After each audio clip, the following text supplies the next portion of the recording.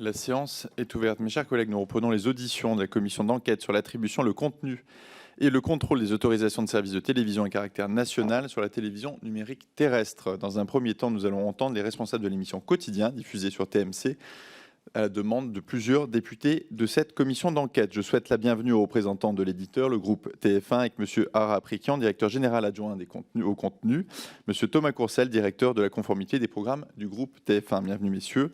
Je souhaite également la bienvenue aux représentants de la société de production Bangoumi, M. Yann Barthès, gérant, producteur et animateur, M.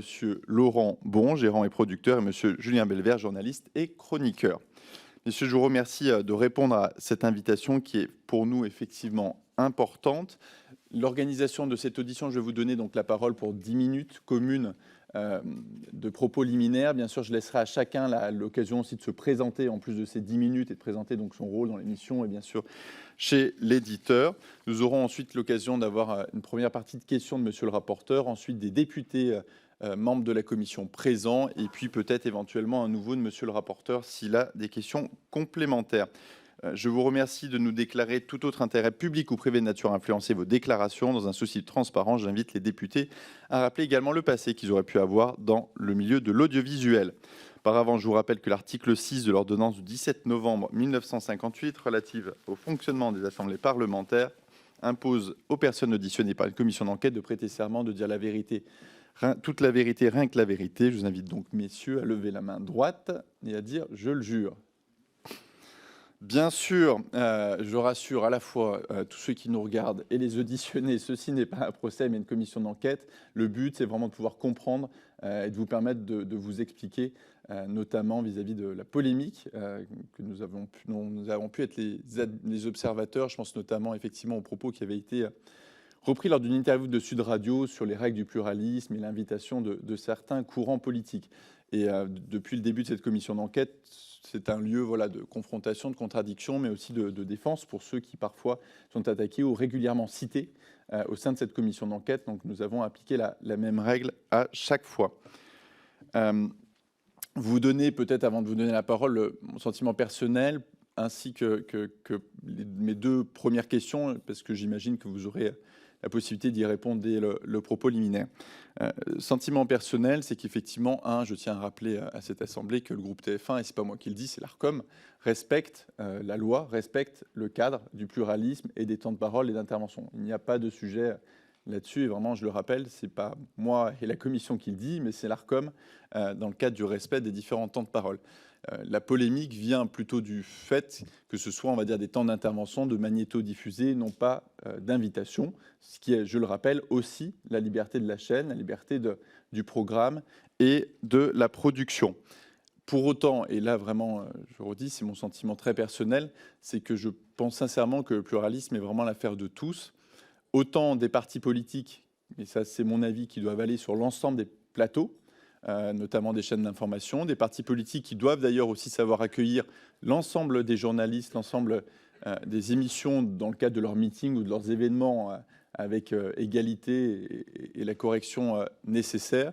C'est aussi l'affaire, je pense, des journalistes, des éditeurs d'arriver à inviter tout le monde. Le risque, effectivement, lorsqu'on n'invite pas tout le monde, c'est que, et ça c'est un sentiment aussi très personnel, c'est que parfois, en victimisant certains partis, on leur donne finalement plus d'intérêt que s'ils venaient réellement sur le plateau aborder des sujets de fond. Mais je redis, c'est mon sentiment purement personnel.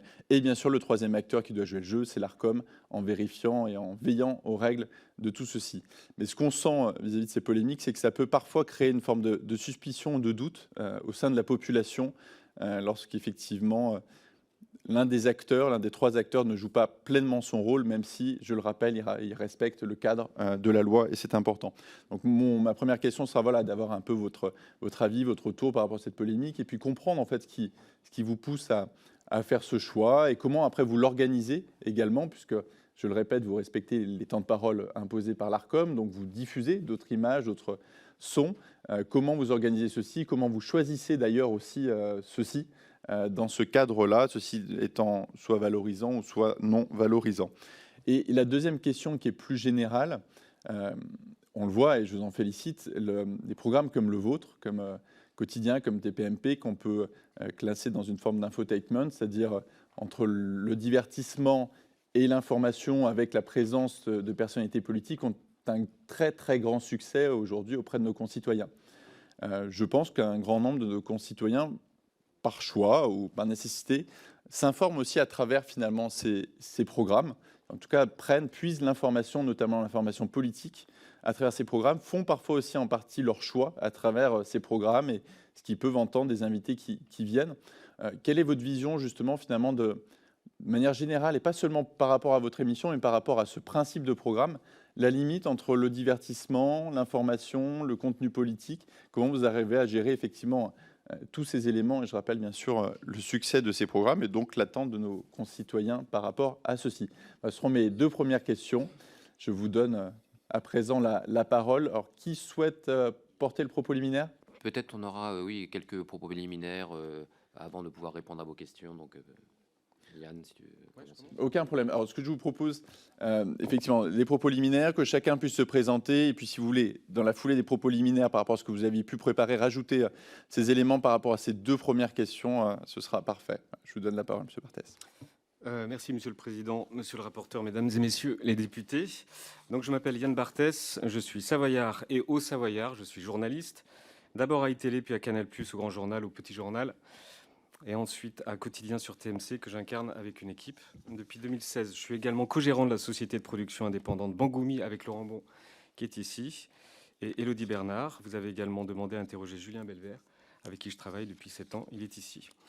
Alors j'ai juré de dire la vérité, toute la vérité, donc je ne vais pas vous dire que je suis ravi d'être là, mais c'est néanmoins une expérience, donc je la prends comme telle, comme une expérience, assez inédite quand même, l'expérience. Nous sommes convoqués à la demande de 5 députés du Front National, du Rassemblement National, pardon, et c'était inédit d'être convoqués à 2 reprises. Notre co-gérante, Élodie Bernard, est déjà passée devant cette même commission il y a quelques semaines, et parmi les 5 députés RN qui ont demandé à ce que nous repassions aujourd'hui, car nous repassons, aucun n'était présent lors de notre premier passage, ni Philippe Ballard, ni Sébastien Chenu, ni Jocelyn Decigny, ni Laurent Jacobelli, ni Thomas Ménager. Par chance, certains sont là aujourd'hui. Donc pour les députés RN qui n'ont pas assisté à la présentation de notre société Bangoumi, lors de notre premier passage, je vais donc la relire, désolé pour celles et ceux qui étaient là. Donc Bangoumi signifie programme de télévision en japonais. Bangoumi est né il y a plus de 12 ans, en 2011. C'est une société de production audiovisuelle française totalement indépendante qui n'est donc affiliée à aucun groupe de production et ni à aucun diffuseur, ce qui en fait notre singularité. Bangoumi, c'est aussi, et c'est important pour nous, une agence de presse composée d'une rédaction de 56 journalistes détenteurs d'une carte de presse. Aujourd'hui, on produit principalement des émissions de flux, mais aussi des films documentaires, des reportages, des contenus digitaux pour TMC et France Télévisions, et dans une moindre mesure pour Arte et pour M6. Tous nos programmes reflètent nos valeurs. Je pense notamment à certains films que nous avons produits, des films à fort impact sociétaux, comme Noir en France, avec Alain Mabancou, diffusé en prime sur France 2, Homo en France, coécrit et raconté par Vincent de Dienne, Féminicide, réalisé en collaboration avec Le Monde. Je pense aussi aux 23 documentaires culturels que nous avons produits, notamment sur Rimbaud, Baudelaire, Céline, mais aussi Madonna, les Rolling Stones ou encore E.T. En programme de flux, nous avons été les producteurs du Petit Journal sur Canal+, du magazine d'information Supplément sur Canal+, présenté par Maïtena Birabin, et de Stupéfiants, émission culturelle hebdomadaire diffusée sur France 2 et présentée par Léa Salamé. Depuis 2016, du lundi au vendredi, nous produisons l'émission Quotidien, et c'est une émission d'information et de divertissement diffusée sur TMC. Il y a 7 ans, le groupe TF1, mené par Gilles Pélisson et Ara Aprikian, nous a accordé la confiance, une liberté sans faille et les moyens nécessaires pour proposer un rendez-vous que l'on veut exigeant, qui mêle reportage, interview, information et humour. Le choix d'une émission qualitative est récompensé, puisque Quotidien est le premier talk-show de France. Il réunit plus de 2 millions de téléspectateurs chaque soir, et nous avons un des publics les plus jeunes de la télé, comparé à nos concurrents directs. La ligne éditoriale et les valeurs de l'émission sont dans la continuité de celle du Petit Journal, des valeurs d'humanisme, antiraciste, de liberté et d'égalité. Quotidien, c'est 200 émissions par an depuis 7 ans, y compris pendant le Covid. L'équipe a tenu, le studio a tenu et l'émission ne ressemblait pas à un Zoom. Quotidien, c'est 600 invités français et internationaux. Les invités sont issus de la société civile, de la culture, pas que de la politique, du sport ou du divertissement, mais on va en parler. Et je suis fier de tout ce que nous avons fait, tout. Je sais que cette phrase pourrait être retenue contre moi, mais je la dis quand même. Je suis extrêmement fier de nos équipes, de toutes nos équipes, que ce soit à la rédaction, les journalistes, les monteurs, la production, les images, sur le plateau, en régie, les cadreurs, le son, la lumière, les maquilleurs, les coiffeurs, tout le monde. Des centaines de personnes, des dizaines de métiers, des métiers qui font de la télé de qualité, dans le sens technique du terme, car nous tenons à garder un vrai plateau, sans fond vert, avec de belles lumières et aucune caméra automatisée, par exemple. Fiers de nos anciens collaborateurs qui ont réussi ailleurs, en tant que journalistes, comme Hugo Clément, Salia Braclia, Sophie Dupont, Paul Larouturou, Asdine Ahmed Chaouch. D'autres sont devenues écrivaines, comme Lilia Hassen. Fiers de nos amis anciens collaborateurs, comme les humoristes Vincent Dedienne, Nora Hamzaoui, Pablo Mira, Panayotis Pasco, Laura Felpin ou Alison Wheeler. Je suis fier d'avoir reçu les présidents de la République de notre pays, François Hollande et Nicolas Sarkozy. Fier des invités qui nous ont fait confiance. Je crois qu'on va en parler, des invités. Je retiendrai ce matin les échanges avec Judith Godrèche, Vanessa Springora, Ginette Kolinka, Robert Badinter, le Dalai Lama, Greta Thunberg, Barack Obama, mais aussi Tom Cruise, Steven Spielberg, Emma Stone, Martin Scorsese, la première télé d'Eddie de Pretto, Christine and the Queens, et la semaine dernière, l'équipe d'Anatomie d'une chute qui arrivait des Oscars, et mon émission préférée, une émission patrimoniale qui était super avec Michel Sardou. Vous voyez, comme quoi. Fier de tous les soirs montrer avec Étienne Carbonnier les villes et les villages français qui s'éclatent et qui nous montrent leurs fesses en clin d'œil, comme un lien entre eux et nous. En bref, je suis fier de rendre, je l'espère, ne serait-ce qu'un peu les téléspectateurs curieux comme nous le sommes. Et il me manque la fin. Hop. Ah, il me manque la fin. Vous en faites pas, ça nous arrive aussi. Hein. Bah oui, j'imagine. C'est con, ça partait bien. Donc voilà, je voulais juste rappeler que malgré tout ça, quotidien, c'est 0 dérapage, 0 procédure de sanction, 0 amende, 0 mise en demeure de l'Arcom, 0 mise en garde et aucune procédure en diffamation. Merci de m'avoir écouté. Je vous remercie effectivement par rapport à ce que vous avez dit. Exactement, par rapport à ce que vous avez dit. Juste un point, je confirme qu'effectivement, il y avait une demande des députés du groupe Rassemblement National sur cette audition, mais je rassure tout le monde. Déjà, effectivement, nous avions déjà reçu la société de production, mais nous n'avions pas abordé ces points-là. Donc, une partie de ce dont nous pourrons parler aujourd'hui sera bien nouveau. Et si la demande vient du Rassemblement National, la décision a bien été prise par la présidence, c'est-à-dire par moi-même. Donc, c'est que j'en ai jugé voilà, le besoin, la légitimité. Donc, pas de sujet par rapport à ça. Et par rapport, j'ai encore la parole. Ouais. Par rapport à ce que vous disiez sur ce que vous avez dit juste avant, donc quand vous avez parlé d'infotainment, vous avez parlé que c'était une émission entre l'information et le divertissement. Je pense que c'est l'information et le divertissement. Et par rapport à ça, alors je ne sais pas si vous voulez qu'on continue le tour de table avant de revenir sur ces deux questions générales, mais comment finalement, donc, vous l'avez très bien expliqué, reportage, humour, information politique, donc information et divertissement. Et comment en fait on arrive à créer quand même, pas un mur, mais en tout cas une séparation entre les deux, on va dire dans la clarification des informations et dans finalement l'assimilation après par ceux qui regardent? Moi, je peux répondre. J'avais préparé aussi un propos qui donne des éléments, je pense, de réponse et qui me permet aussi de me présenter. Je suis Laurent Bon, je dirige Bangoumi avec Élodie Bernard et Yann Barthès. On était 15 au début, en 2011, on est plus de 200 aujourd'hui. Indépendant, Yann l'a dit, c'est important, à 100%, c'est de plus en plus rare. Je produis des talk-shows ou émissions d'accueil depuis plus de 20 ans. J'ai conçu le Grand Journal de Canal+ pour Michel Denisot, le supplément de Canal+ pour Maïtena Birabin, le Petit Journal et puis Quotidien avec Yann, Stupéfiant pour Léa Salamé, une centaine de films documentaires dont Yann parlait. Quotidien est une émission d'information et de divertissement. Je pense que c'est important de le dire. C'est un exercice compliqué, l'infotainment, un exercice d'équilibre qui réclame beaucoup de travail, une certaine expérience et qui a été largement copié partout, en télé, en radio, même dans les JT aujourd'hui. Une partie des JT est une forme d'infotainment. Quotidien est constitué de rendez-vous très balisés avec une identité visuelle forte, ce qui permet aux téléspectateurs de se repérer et de s'identifier, et d'identifier où ils mettent les pieds dans l'émission.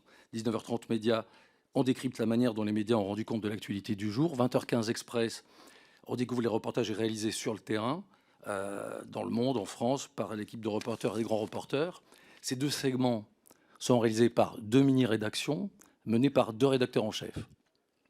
Donc ça, c'est très balisé et c'est très packagé. Et puis, il y a le Morning Glory, qui est une séquence importante de l'émission, qui est très populaire, qui décrypte de manière humoristique les éléments de langage des politiques et des chaînes d'infos. Le Petit Q, qui décrypte la culture pop, la société du spectacle. Et puis, 4 minutes douche comprise, transpi ou canap, qui, comme leur titre l'indique, sont carrément humoristiques. On ajoute à cela des chroniques sur la culture, le sexe ou la politique, dans lesquelles les journalistes expriment leur point de vue tout en essayant de faire preuve de pédagogie. Quotidien, c'est aussi un talk show, c'est-à-dire que ça parle. On consomme plus de 600 invités chaque saison. Ça représente à peu près 40% de chaque émission. La priorité est donnée aux créateurs, aux chercheurs, aux professeurs, aux chefs d'entreprise, aux écrivains, aux féministes, aux sportifs, aux musiciens, aux scientifiques et de manière plus marginale aux politiques. Depuis septembre dernier, sur les 480 invités, 33 étaient des femmes et des hommes politiques, soit seulement 7% des invités. La saison dernière, 606 invités, 313 invités culture, 155 sociétés, 89 journalistes et analystes, 49 politiques, soit 8% de politique, versus, je rappelle, 52% de culture. Alors pourquoi ce choix? Parce que nous considérons que la parole politique sature l'espace médiatique. La France est le pays qui propose le plus grand nombre de rendez-vous politiques audiovisuels dans le monde, et c'est sans doute très bien comme ça, mais nous souhaitons, nous, proposer quelque chose de différent. C'est la raison pour laquelle, en dehors d'événements que Yann a rappelés, les émissions avec les anciens présidents, avec Français, Américains, une émission spéciale avec les premiers ministres de la Ve République, un livre événement de Juppé ou de Ruffin, bref, en dehors d'événements importants, nous invitons peu de politiques, et pendant les campagnes officielles, nous fermons carrément les robinets pour ne pas être piégés par la communication des candidats. La politique est donc traitée dans l'émission parce que je pense que c'est le sujet aujourd'hui qui nous intéresse, de 4 manières. Décryptage avec Julien qui va en parler, reportage avec une équipe de reporters que mesdames et messieurs les députés rencontrent sur le terrain, humour avec Pablo, avec certains segments de Yann, et interview sur le plateau face à Yann et à l'équipe, et je l'ai dit, de manière marginale. Je résume ce qui est quotidien parce que je pense que c'est important. 40% d'interviews, principalement culturelles, 40% de reportages et de décryptage réalisés par des journalistes, 20% de culture et d'humour. Et je précise que toutes ces séquences, et ça répond, je pense, à une de vos 2 questions, tous les segments sont réalisés par une équipe de professionnels qui enquêtent, vérifient, montent, que chaque séquence est répétée à la rédaction, puis corrigée, puis répétée en plateau, puis recorrigée en régie, que l'utilisation d'un prompteur et d'une oreillette constitue pour nous un outil essentiel à la maîtrise de l'antenne, que nous sommes convaincus que la télévision doit être le contraire de Twitter, et que c'est en défendant cette manière de faire et en refusant l'info-low-cost que nous donnerons tort à tous ceux qui prédisent la mort de la télévision. Je voudrais, pour finir, en venir à la raison de notre présence ici. Les députés, messieurs les députés du Rassemblement national ont donc souhaité nous interpeller. Quotidien et les politiques, les rapports n'ont jamais été simples, que ce soit avec le pouvoir ou avec les oppositions. Mais même si ces relations sont tendues, la liberté d'informer est respectée par tous, sauf par le Rassemblement national, qui s'acharne, je suis désolé de le rappeler ici, depuis des années à interdire à nos journalistes l'accès à leurs réunions publiques, à leurs meetings, à leurs conférences de presse, à leurs vœux, etc., etc. Ce boycott, qu'on considère comme antidémocratique, s'est accompagné à plusieurs reprises de violences physiques. C'est donc un moment ironique pour nous qui nous est donné de vivre ce matin. Nous sommes ici à la demande de messieurs les députés du Rassemblement national, alors que le RN boycotte, discrédite et agresse les équipes de quotidien depuis des années. On se tient à votre disposition pour expliquer comment nous avons détourné ce boycott pour couvrir l'actualité du RN, ne serait-ce que par respect pour les millions de gens qui ont voté pour eux, et bien entendu par la volonté que nous avons de respecter le pluralisme. Merci beaucoup. Et je rappelle la demande du RN, mais convoquée par mes soins tout de même. Et comme je l'ai dit avant, effectivement, c'est important que vous rappeliez ces éléments-là par rapport à l'accueil de vos journalistes. Comme je disais, le pluralisme, c'est l'affaire quand même de 3 grands acteurs, à la fois des partis politiques qui vont partout et qui reçoivent correctement tout le monde, des chaînes de télévision et des programmes qui effectivement aussi traitent ensemble des sujets et éventuellement, si possible, invitent tout le monde, et bien sûr de la com qui veille à tout ça. Je vais donner la parole à M. Belvert. Monsieur le Président, Monsieur le rapporteur, Mesdames et Messieurs les députés, je vais donc profiter de ce propos liminaire qui sera assez court pour me présenter et surtout expliquer mon travail. Je pense que c'est le plus important. Un rapide CV déjà pour démarrer. J'ai 42 ans, je suis né à Béziers dans le sud de la France. Je suis journaliste depuis 20 ans. J'ai une carte de presse. Ma spécialité depuis toujours, c'est l'actualité des médias, le décryptage de l'actualité en général et donc des médias en particulier. J'ai d'ailleurs co-créé, à la sortie de mon école de journalisme, un site web sur l'actualité des médias. Il existe toujours d'ailleurs, il s'appelle puremedia.com, aujourd'hui édité par la société Webedia. J'ai été rédacteur en chef de ce site pendant 7 ans et je suis passé en parallèle par plusieurs rédactions audiovisuelles, iTélé, Canal+, France 5, RTL et donc Quotidien avec Yann depuis 7 ans.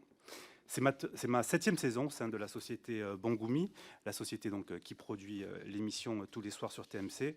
Je suis arrivé en septembre 2017, au départ pour une petite chronique, c'était 2-3 minutes sur l'actualité des médias, ma spécialité donc, chronique qui a pris de l'ampleur au fil des saisons. Depuis le Covid, je présente désormais un JT de 13 à 15 minutes tous les soirs à 19h20 sur l'actu du jour, vu par les médias.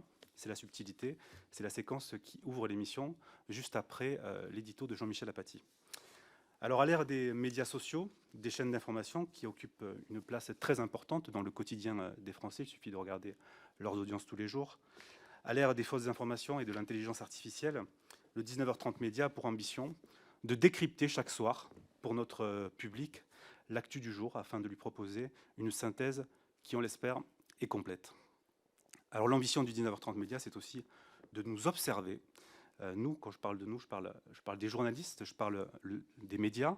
Le choix des mots, par exemple, les images qu'on décide de montrer, la hiérarchie des sujets.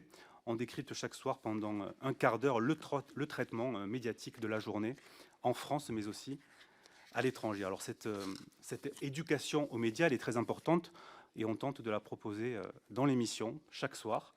Alors c'est une grosse machine à produire, il faut le savoir. On enregistre tous les jours des dizaines et des dizaines d'heures d'antenne, de chaînes françaises, de chaînes étrangères. Mon job et celui de mon équipe, évidemment, parce que je ne suis pas seul, c'est de les dérocher, de les monter, de les compiler, de les décrypter pour une synthèse tous les soirs, qui, on l'espère, est de qualité. À mes côtés, 4 journalistes travaillent avec moi. 3 monteurs travaillent également sur cette chronique tous les soirs, pour produire cette séquence, pour la fabriquer et donc pour la proposer au public. Le vendredi, le 19h30 Média se décline de façon internationale cette fois. L'idée, c'est de raconter les grands événements du monde avec cette fois un prisme qui est géopolitique. Alors les sujets sont très éclectiques. Vendredi dernier, par exemple, j'ai parlé des soupçons de fraude en Russie suite à l'élection de Vladimir Poutine, des ennuis judiciaires de Donald Trump aux États-Unis et même de Taylor Swift, qui a déclenché une crise diplomatique en Asie du Sud-Est. Vous voyez, les sujets sont très variés. En parallèle de cette chronique, je présente une émission en prime qui s'appelle le 21h Média. C'est 3 à 4 numéros par an. En fait, c'est une déclinaison, là aussi, de ma chronique en semaine, en grand format de 90 minutes. La matière première de cette émission, c'est l'archive, c'est la mise en perspective des images d'hier avec les bouleversements de l'époque. Alors ce format nous a permis, depuis 3 saisons désormais, de décrypter de nombreux sujets. Le sida, par exemple, et ses 40 ans de lutte, c'était le dernier numéro, un numéro dont on est très fier. Le 11 septembre, l'affaire du pont de Ligonnès, l'affaire DSK, le tsunami en Thaïlande, les 5 ans de MeToo, encore le mariage pour tous. Chaque prime, c'est des mois de travail, 300 heures de rush en moyenne par numéro qu'on travaille tous ensemble avec l'équipe. Voilà pour le résumé de mon travail au sein de Quotidien et au sein de la société Bangoumi. Merci beaucoup. J'ai bien compris très rapidement sur mes questions qu'effectivement, pour vous, effectivement, la différence entre divertissement d'un côté et information se joue surtout sur la maîtrise de l'antenne et sur la préparation en amont. Pour moi, ça c'est très clair. Sur la partie, effectivement, donc j'ai bien compris que c'était un peu donnant avec un parti politique voilà, qui vous accueille mal et donc qui n'est pas forcément convié. Ouais, et juste sur cet élément-là, juste me répondre plus précisément sur du coup comment vous choisissez après, pour les partis politiques de manière générale, qui ne sont pas reçus via un invité sur le plateau, les images, les magnétos que vous allez diffuser pour répondre au temps de parole. Alors, comment se fait le choix de celle-ci? Monsieur le Président, est-ce que je peux faire un petit... Bien sûr, allez-y. Effectivement, d'ailleurs, la chaîne, l'éditeur, M. Africain, M. Courcel, votre regard par rapport justement au respect des temps de parole, temps d'intervention sur cette émission-là et les consignes ou les éléments que vous pouvez demander à la production. Oui, merci, merci Monsieur le Président, Monsieur le rapporteur, Mesdames les députés. Je connais Yann Barthès et Laurent Bon depuis 2005, quand j'ai rejoint le groupe Canal+ pour m'occuper des émissions en clair du groupe Canal. C'était une époque de grande émulation créative, avec le grand journal, le petit journal, les guignols, le zapping, la matinale de Bruce Toussaint, l'édition spéciale d'Ali Badou, et même après Salut les Terriens avec Thierry Ardisson, Dimanche Plus, Plus Clair, des émissions qui ont marqué le patrimoine audiovisuel hexagonal. L'émission a débuté comme une séquence dans le Grand Journal avant de s'émanciper et devenir émission à part entière. La nouveauté de l'écriture journalistique, le ton des rubriques, est devenu une marque de fabrique due au grand talent journalistique de Laurent Bon, de Yann Barthès et de leurs équipes. Après leur départ de Canal+, je leur ai proposé de rejoindre TMC pour produire une nouvelle émission, plus longue, Quotidien, qui s'est imposée comme le talk-show numéro 1 de la télévision en France. Quotidien est une émission proposée du lundi au vendredi sur TMC, une des 5 chaînes du groupe TF1, et c'est dans ce cadre, j'imagine que vous nous invitez, dans le cadre des procédures d'appel à candidature des fréquences TNT sur lesquelles nous candidaterons pour ces chaînes, comme nous avons eu l'occasion d'en parler quand nous avons été invités à ce sujet. Comme pour toutes les chaînes et toutes les émissions du groupe TF1, nous sommes très vigilants sur le respect de nos engagements. Nous sommes très fiers de proposer Quotidien depuis 2016 sur TMC. Alors c'est une émission qui a un succès incontestable. Je ne reviens pas sur les chiffres d'audience, mais pour vous donner un ordre d'idée, c'est la première chaîne, entre 21h et 21h15, c'est très souvent la première chaîne regardée par la population de moins de 50 ans en France.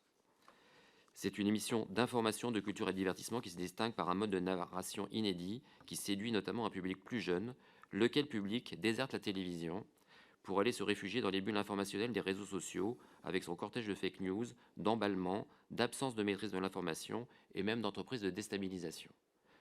Dans le Quotidien, le traitement de l'actualité est sérieux, professionnel et présenté dans des chroniques clairement identifiées.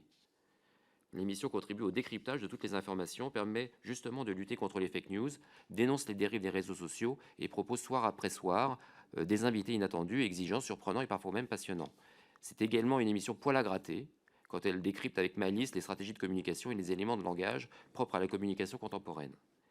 Mais ce n'est pas un rendez-vous politique, ce n'est pas un magazine politique, c'est un magazine d'actualité dans lequel on traite de l'actualité également politique. Donc la politique occupe une place limitée dans l'émission. En revanche, nous sommes fiers que le ton moderne et le traitement un peu décalé des actualités permettent d'intéresser un large public, notamment les jeunes qui se détournent de ces sujets. À ce titre, l'émission, par sa liberté éditoriale, son professionnalisme est sans équivalent. Elle propose sur TMC un cadre de lecture différent de l'actualité, de ce que les autres chefs peuvent proposer. Et dans le cadre des débats qui nous animent sur la différenciation des chaînes et des contenus, c'est quelque chose qui est tout à fait, me semble-t-il, important. Toutes les sensibilités politiques s'expriment dans l'émission et nous respectons scrupuleusement les règles édictées par l'ARCOM. Aucune formation ne subit d'ostracisme et le respect du pluralisme des temps de parole est rigoureux. Je tiens à le rappeler, le respect des temps de parole dans le cadre de l'émission est parfaitement respecté. Après, j'entends totalement, et moi-même je l'ai dit 5 fois, donc oui, mais je n'ai pas de doute là-dessus. Je pense qu'il faut le rappeler parce que... Je suis d'accord, mais en fait, malheureusement, vous savez, on est aussi contraint par le temps, et comme vous l'avez dit, vous êtes déjà venu, et je ne veux pas avoir l'impression de contraindre vos propos, mais si on fait, du coup vous êtes 5, si on fait 5 fois 5 à 10 minutes de présentation de l'émission telle quelle, avec des mots différents, ça va être compliqué, je ne pourrais pas donner la parole à mes collègues, et ça va être très très compliqué, c'est vraiment pas le but. Donc je reviendrai alors à ce moment-là. Oui, vraiment, vous revenez vraiment sur tous les... En fait, l'idée, c'est qu'à chaque fois, le nouvel intervenant apporte des éléments nouveaux par rapport au précédent. Le respect du pluralisme ne peut se faire que dans un cadre légal. Ce cadre légal, il est parfaitement respecté par la chaîne et par l'émission Quotidien, à travers toutes les jurisprudences de l'ARCOM et toutes les décisions jurisprudentielles concernant notamment la politique d'invitation. Donc, on peut avoir des opinions différentes, vos critiques peuvent être légitimes, mais il y a un cadre légal, et c'est ce cadre légal que nous suivons et que nous demandons à Quotidien de suivre et que Quotidien suit scrupuleusement. Donc je pense que c'est important de le rappeler. On peut avoir des sensibilités, des points de vue, des opinions différentes, mais à la fin, il y a un cadre légal, et ce qui importe pour nous tous, j'imagine ici aujourd'hui, c'est est-ce que le cadre légal est respecté ? Et il est respecté, et je l'ai moi-même dit 5 fois. Juste vraiment précisément à la question que j'ai posée, comment vous choisissez les magnétos, les vidéos qui vont justement correspondre et répondre à ce temps légal qui effectivement est respecté. Comment se fait le choix des images, des sujets qui vont répondre précisément donc à l'attente de l'ARCOM et aux règles du pluralisme ? Oui, ça marche. Non, mais là, je me permets de m'adresser aux députés du Rassemblement national qui sont en face de nous. Non, mais attendez, non, monsieur, non, on ne s'adresse pas spécifiquement à un m'adresse, groupe je ou à des parle. députés. J'ai- Alors, j'ai- déjà, c'est moi qui ai posé les questions, donc j'aimerais bien avoir un moment aussi les réponses. Je pense que c'est important pour l'avancée des débats et pouvoir donner la parole déjà à monsieur le rapporteur et ensuite aux autres députés. Et vraiment, les réponses sont dans un cadre général à l'ensemble des membres. Vraiment, je tiens à avoir ma réponse parce que je tiens à faire avancer Alors, la commission. je reformule, s'il vous plaît. Je n'ai pas fini ma phrase. J'évoque, si vous préférez, les députés du Rassemblement national. On est là quand même à leur demande et à la vôtre, j'ai compris. Je pense que ces députés, je suis obligé d'en parler parce qu'ils répondent avec professionnalisme eux aussi à nos questions professionnelles. Il n'y a jamais eu un problème. Alors, je peux le dire, ça, je peux m'adresser à. Très bien. Il n'y a jamais eu un problème avec. Enfin, parce que je vous ai vu, je ne vous connais pas personnellement, mais je vous vois dans les émissions. Je sais qu'on vous a interrogé sur la politique agricole, l'aide militaire à l'Ukraine, la loi sur la fast fashion, la marche contre l'antisémitisme, la sortie du film Napoléon, l'uniforme à l'école, la dette publique, la loi immigration, la place des syndicats dans le... Non, je suis désolé, on ne va pas lancer un débat et c'est pas du tout ma question, donc c'est pas grave. Ce qu'on va faire, c'est qu'on va avancer. J'ai donné la parole à monsieur le rapporteur. Moi, je vous laisserai du coup le temps de réfléchir à cette question des magnétos. Je souhaite quand même avoir une réponse, mais le temps passe et je souhaite avancer. Monsieur le rapporteur, je vous donne la parole pour vos questions. Je suis désolé, mais il faut qu'on avance. Sinon, je peux répondre à votre question sur le choix sur le choix des magnétos de ce qu'on traite le soir, c'est ça? C'est ça votre question?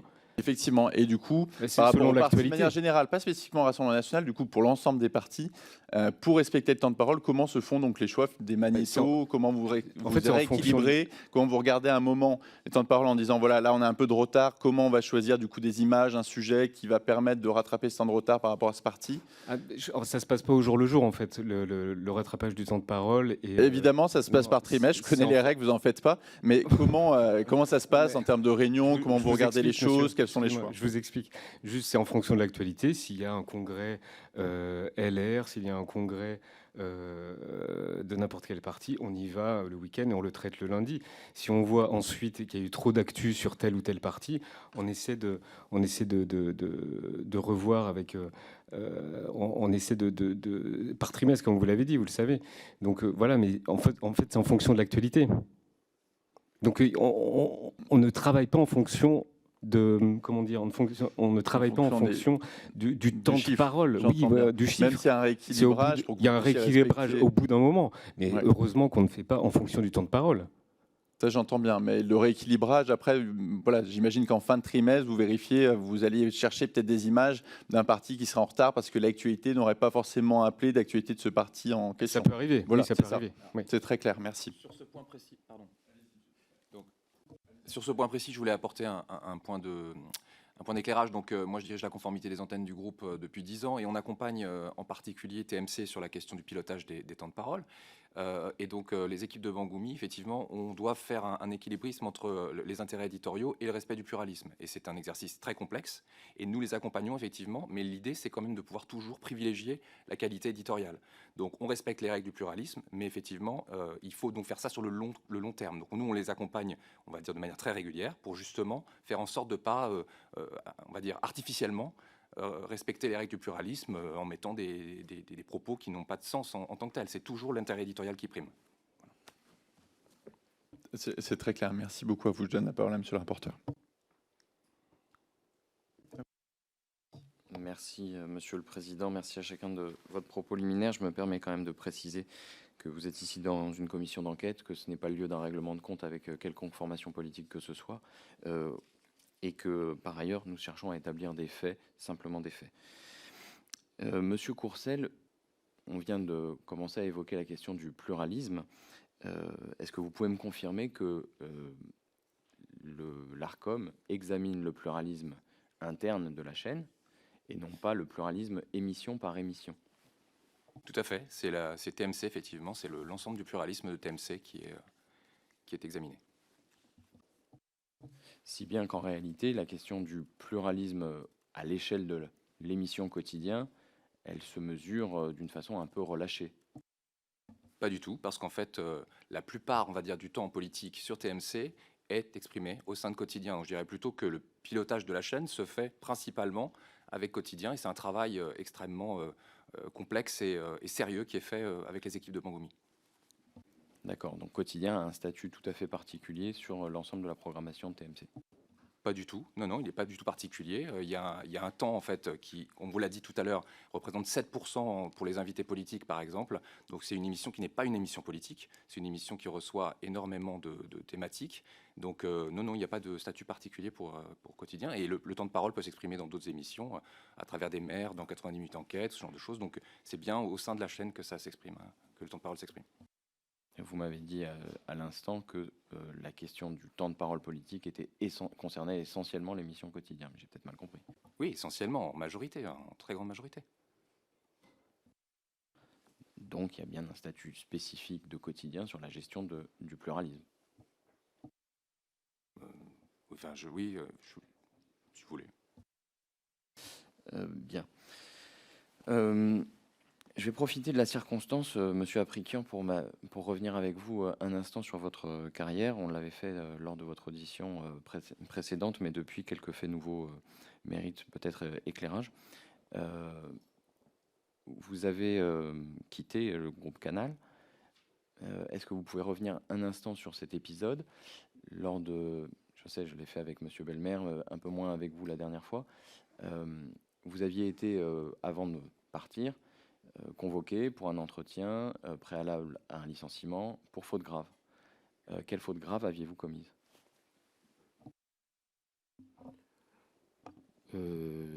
Écoutez, je crois que si j'ai bon souvenir, les conditions de mon licenciement ont été pour divergence stratégique. Donc j'imagine qu'il n'y avait pas de faute grave qui m'avait été reprochée.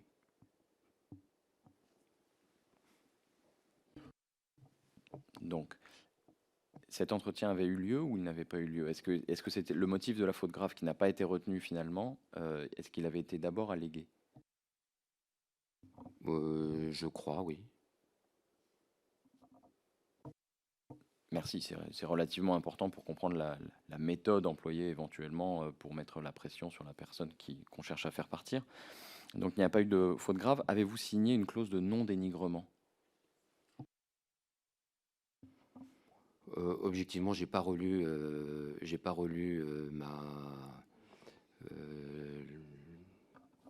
l'accord, mais je ne crois pas avoir signé quelque chose qui soit de nature à m'empêcher de parler librement.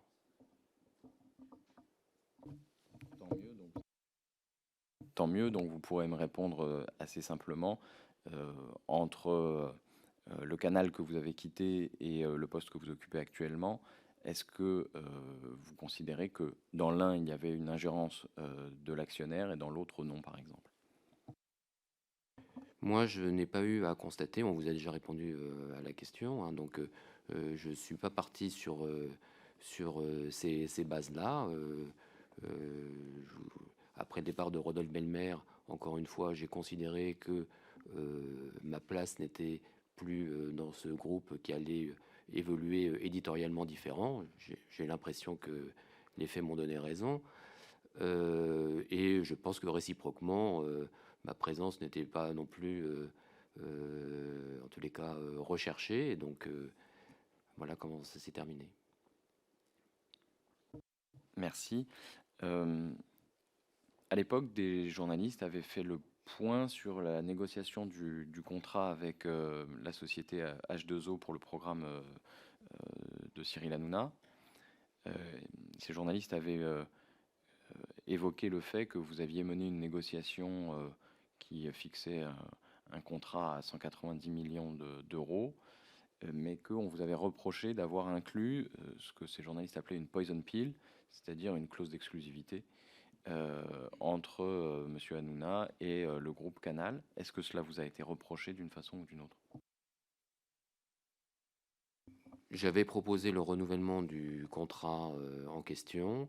Ce renouvellement ne m'avait pas été autorisé pendant le moment où j'étais parti, enfin au moment où j'étais présent, pour un certain nombre de questions dans lesquelles les personnes avec qui j'étais en contact considéraient que la négociation n'était pas aboutie. Quand je suis parti, la négociation n'avait pas abouti de ce point de vue-là. Quelques semaines après mon départ, j'ai appris par la presse que finalement elle avait été terminée. Je ne sais pas dans quelles conditions elle a été terminée par rapport aux éléments de négociation que j'ai pu mener préalablement. Dans cette négociation, elle comportait bien cet élément, cette clause dite poison pill qui garantissait une forme d'exclusivité à Canal pour pour ce format d'émission.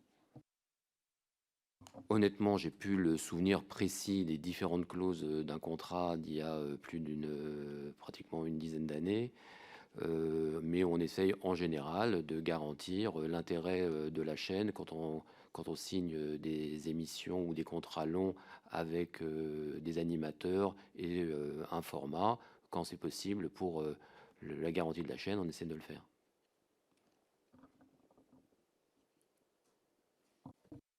Merci.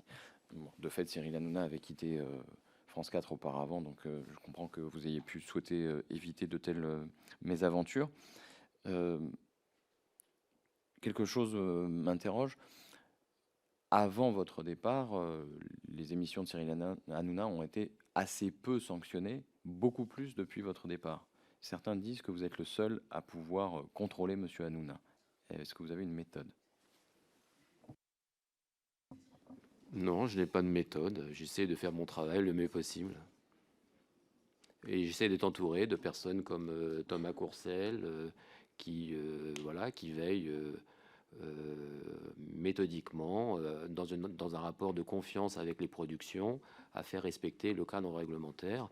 Partout où j'ai pu travailler, on a essayé le mieux possible de faire respecter le cadre réglementaire dans lequel on travaille. Donc c'était vrai à Canal à l'époque où j'y étais, c'est vrai à TF1 aujourd'hui. À l'époque, les obligations de C8 étaient déjà les mêmes, notamment en matière de gestion du direct. Or, c'est l'explication qui a été fournie par les dirigeants de la chaîne pour expliquer les raisons pour lesquelles il y a pu avoir aussi souvent des rappels à l'ordre sur ces émissions.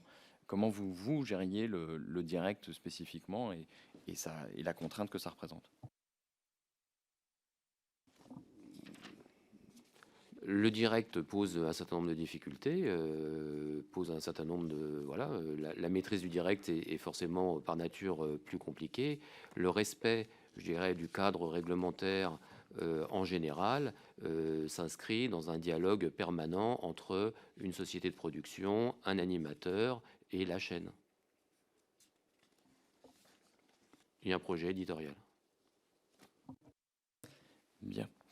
J'en viens au petit journal et à quotidien. Monsieur Barthès, pour quelle raison avoir quitté Canal et choisi de faire quotidien sur TMC ?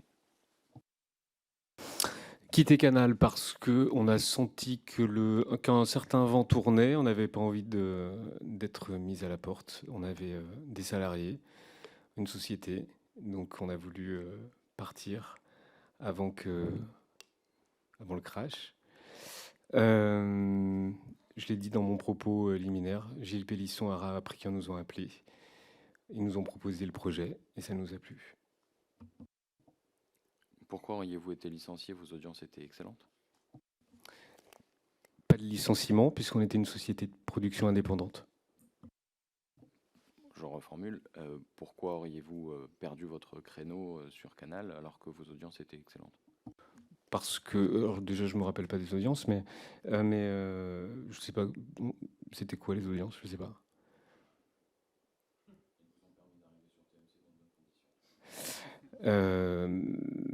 Donc la question, c'était quoi ? Vous aviez de bonnes audiences, de bons résultats sur une chaîne. Pourquoi être parti ? En fait, je vous l'ai dit, mais on n'était pas des salariés de Canal+, donc c'est la direction de la chaîne qui prenait des décisions. Donc en fait, de peur de ne pas être reconduit, on a préféré partir. Merci. Vous êtes vanté tout à l'heure de ne pas avoir connu de dérapage. Ça me semble un peu hâtif comme formulation. Absolument.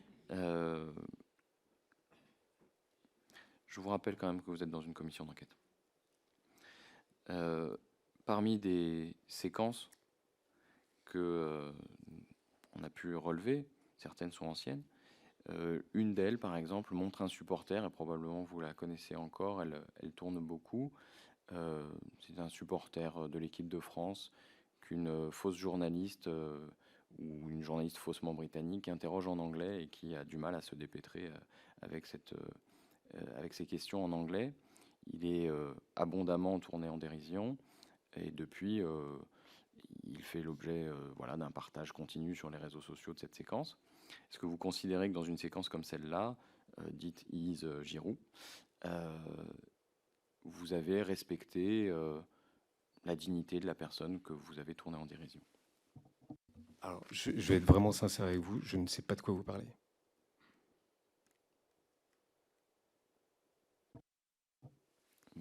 Malheureusement, je ne vais pas vous la diffuser ici, mais il s'agit d'une séquence où on voit un supporter de l'équipe de France à qui on tend le micro et qu'on interroge en anglais et qui n'est pas en mesure de répondre. Et cette difficulté est l'occasion de nombreux colibets. Pardon. S'il s'agit de TMC, sachez en tout cas qu'on n'a eu aucun échange ou aucune demande d'observation préalable de la part de l'ARCOM ou du CSA à l'époque. Donc la question de la dignité humaine étant essentielle dans le respect de nos conventions, je pense que s'il y avait réellement un problème qui aurait donc pu éventuellement intéresser l'ARCOM, on en aurait eu connaissance, et en l'occurrence, ce n'a pas été le cas. Et à ma connaissance non plus, n'a pas eu de plainte de la part d'Olivier Giroud ou de je ne sais qui. Non, mais c'est aussi intéressant puisque la commission d'enquête, elle porte aussi sur l'efficacité de l'ARCOM. Donc si on peut avoir une appréciation très critique sur certaines de ces séquences, il est intéressant de savoir pourquoi l'ARCOM ne les a éventuellement pas épinglées.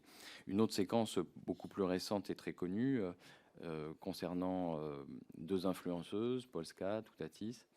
Vous connaissez la séquence, je pense. Elles sont elles aussi tournées en dérision de façon assez humiliante pour avoir participé, ou en tout cas peut-être pas forcément pour avoir participé aux manifestations contre la réforme des retraites, mais en tout cas il est précisé que, ayant un décolleté aussi profond que le trou de la Sécu, grosso modo, elles ne sont pas en mesure d'avoir un avis éclairé ou informé sur la réforme des retraites. Est-ce que vous considérez qu'à cette occasion, vous avez fait preuve d'une maîtrise de l'antenne satisfaisante? Oui, je peux répondre. C'était dans le cadre d'une rubrique humoristique qui s'appelait L'Influencé et qui s'amusait du nouveau pouvoir des stars d'Instagram et de TikTok. Pour le coup, de la même manière que Thomas et Yann, moi j'ai aucun souvenir du supporter de l'équipe de France. Ces deux jeunes femmes ont exprimé leur étonnement, et elles ont médiatiquement dit que ça ne les avait pas, que ça les avait blessées. Et il me semble que la semaine d'après, le garçon qui incarnait cette rubrique s'est excusé. Voilà. Donc quand nous on est, moi je rejoins ce que dit Thomas, évidemment, on filme beaucoup de gens, on essaie de le faire avec toujours beaucoup de bienveillance. Quand ça rate, et quand on est au courant, il nous arrive de retirer des images qui existent dans les archives de TF1. À leur demande, on retire toujours, sans que ça passe par l'ARCOM, sans que ça passe par des avocats, etc. Ça se passe souvent en direct. On le fait tout le temps. Et l'idée vraiment, c'est de blesser personne. Faire de l'humour sans blesser, c'est difficile. Et donc, mais c'est important de continuer, je pense, à proposer des programmes d'humour. Ces deux influenceuses sont devenues des stars, donc je pense qu'elles ont aussi de leur côté découvert que voilà, quand on est une star, on peut être un objet d'une chronique d'humour. Voilà. Mais on s'en est excusé, et pour nous, l'incident est clos. Juste sur l'humour. Alors oui, il y a de l'ironie, il y a de l'humour, qu'on aime ou qu'on n'aime pas, mais qui est capable de dire ce qui est drôle ou ce qui ne l'est pas? Je ne sais pas. Par exemple, tout à l'heure, j'ai oublié ma dernière feuille. Voilà, c'est mon propos liminaire. Vous pourrez le mettre sur les réseaux sociaux. Ce sera de l'humour pour vous. Ça me blessera. Juste, pardon, sur la question de la maîtrise de l'antenne, c'est un point important aussi, qui est une obligation de la Convention vis-à-vis de l'ARCOM. S'agissant de cette séquence, ni l'ARCOM, ni les influenceuses elles-mêmes ne sont manifestées vis-à-vis de nous, n'ont fait une réclamation particulière pour demander un non-respect de la maîtrise de l'antenne. Donc on peut considérer que la maîtrise de l'antenne, en tout cas de ce point de vue, était respectée et que le caractère humoristique de la séquence était reconnu. Sinon, on aurait eu potentiellement une demande d'observation. Je considère que vos observations sont très heuristiques et qu'elles permettent effectivement de montrer une certaine légèreté peut-être de l'ARCOM concernant votre émission. Par ailleurs, pour ce qui est des réflexions sur l'humour, on trouvera des sources un petit peu plus robustes, Monsieur Barthès. Concernant la maîtrise de l'antenne, une séquence du 10 mars 2021, Elisabeth Roudinesco évoque la question de la transidentité avec ces mots. Il ne faut pas les discriminer, ça existe, mais je trouve qu'il y a un peu une épidémie de transgenre, il y en a beaucoup trop. Et vous l'avez alors interrogée afin qu'elle précise sa pensée, c'est-à-dire il y en a beaucoup trop. Et alors l'un d'entre vous sur le plateau réagit. Il y a aussi peut-être des personnes qui osent parler, c'est pour ça qu'on en entend. 6 000 plaignants se sont manifestés auprès du CSA à l'époque. Est-ce que vous ne pensez pas, qui n'a pas retenu de manquement pour autant, est-ce que vous ne pensez pas quand même que le terme épidémie avait quelque chose de choquant et que vous auriez pu avoir un propos plus clair permettant de modaliser l'affirmation de Madame Roudinesco? Vous l'avez dit, hein, le CSA de l'époque n'avait reconnu aucun manquement. Et vous l'avez dit aussi, je ne sais pas si c'est Yann ou Julien sur le plateau, quand Elisabeth Roudinesco parle d'épidémie, un des intervenants, je crois que c'était Yann, lui demande de préciser. Qu'est-ce que vous voulez dire?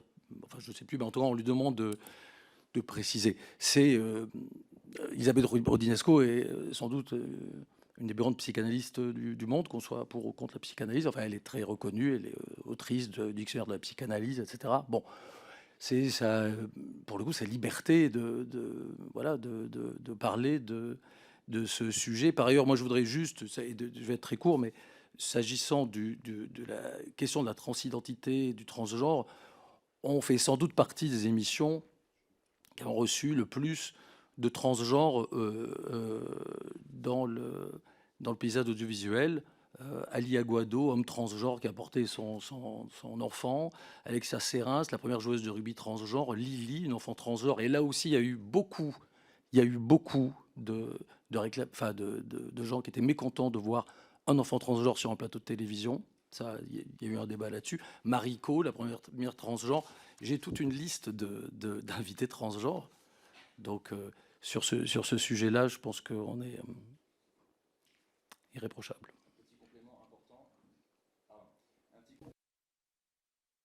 Cette séquence a fait l'objet d'une décision de l'ARCOM, c'est-à-dire qu'en fait, ils ont fait une réponse aux plaignants, sans même nous faire une demande d'observation d'ailleurs.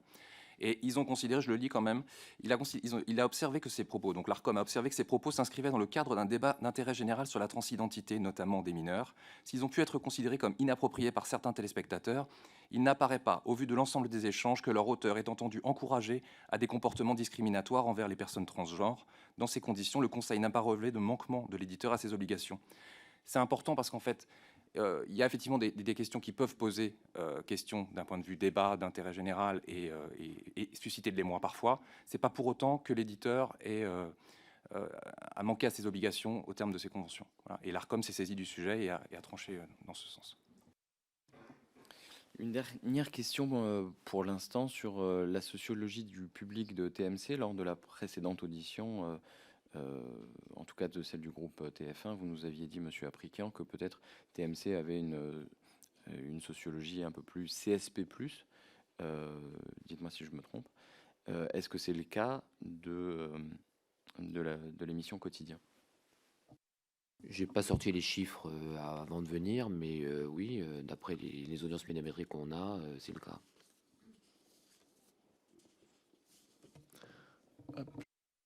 Je vous remercie, messieurs. Je vais à présent donner la parole aux collègues membres de la commission d'enquête. Alors, chers collègues, je n'ai plus de portable depuis hier. Alors, si certains d'entre vous m'ont envoyé, comme à l'accoutumée, des messages pour me demander la parole, je ne les ai malheureusement pas reçus.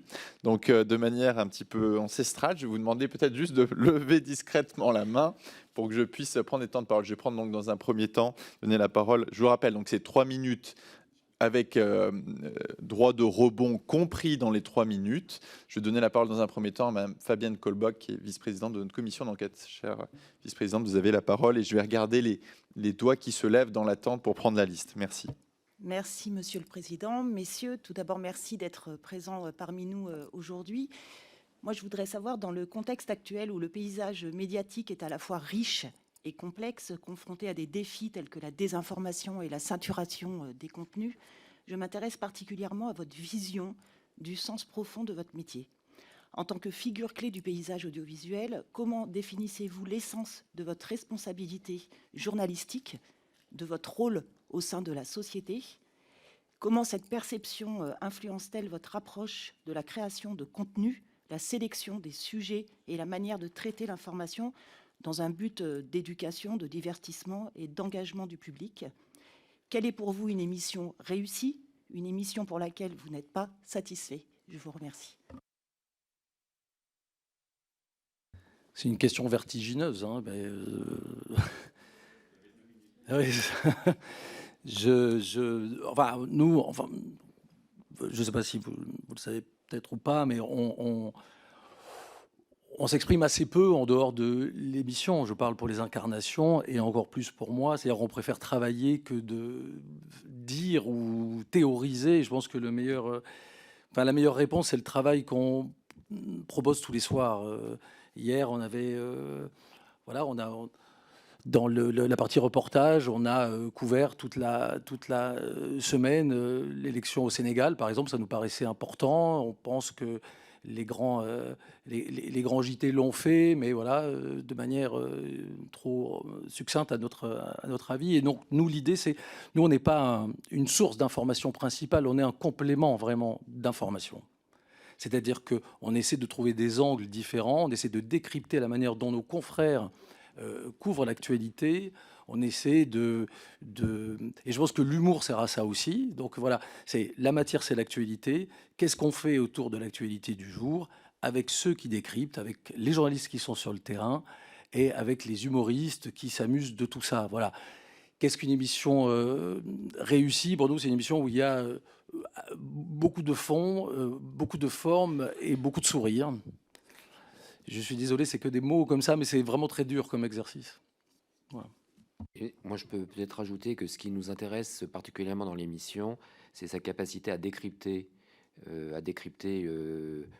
toute l'actualité, l'actualité culturelle, l'actualité politique, l'actualité géopolitique, le décrypter dans un langage qui soit accessible aussi à un public plus jeune et d'avoir aussi un côté didactique qui permet d'intéresser à toutes ces questions, des questions centrales, des questions de société, un public qui pourrait commencer à vouloir s'informer ailleurs et peut-être moins bien.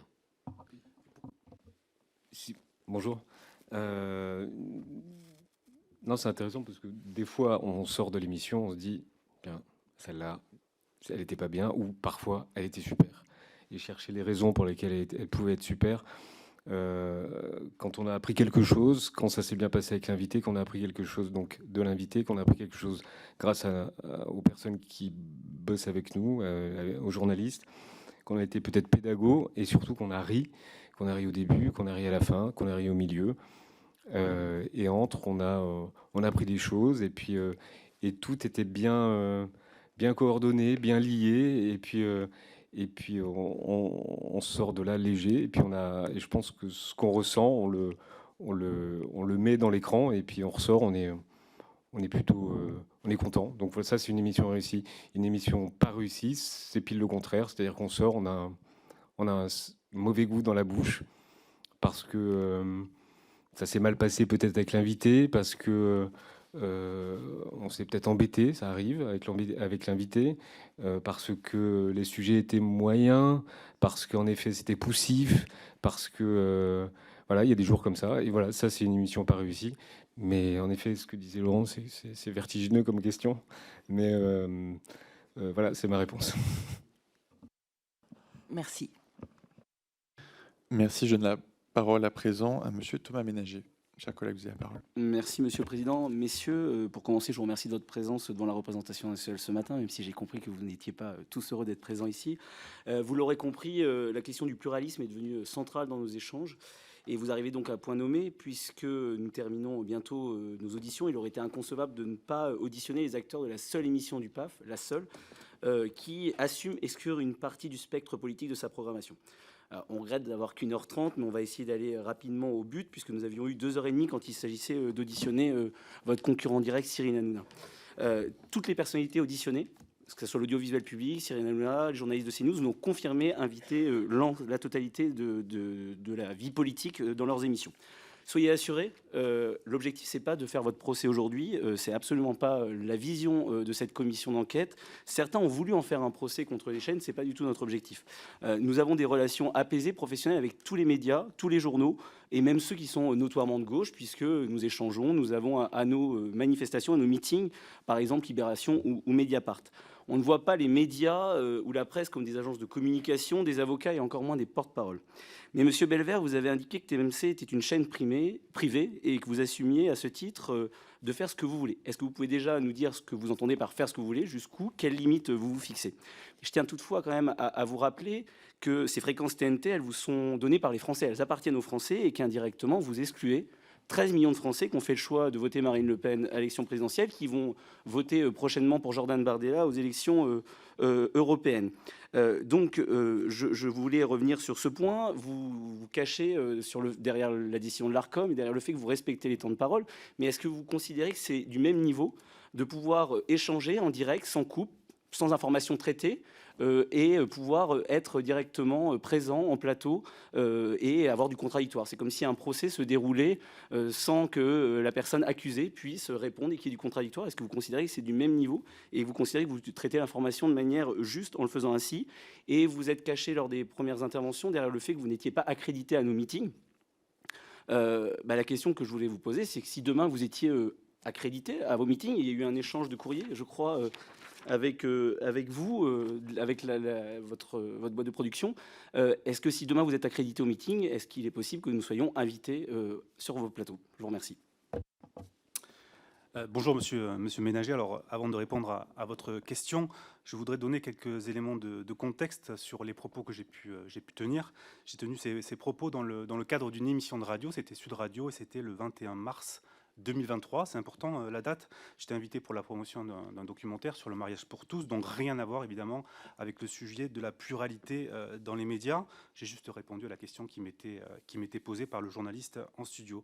C'était donc il y a un an et ma réponse n'avait aucun lien, notamment avec la récente décision du Conseil d'État sur le pluralisme dans les médias, puisque à l'époque il n'était pas question de cette décision. Alors depuis évidemment, ma réponse a été beaucoup commentée, elle a été exhumée et totalement instrumentalisée, notamment sur les réseaux sociaux.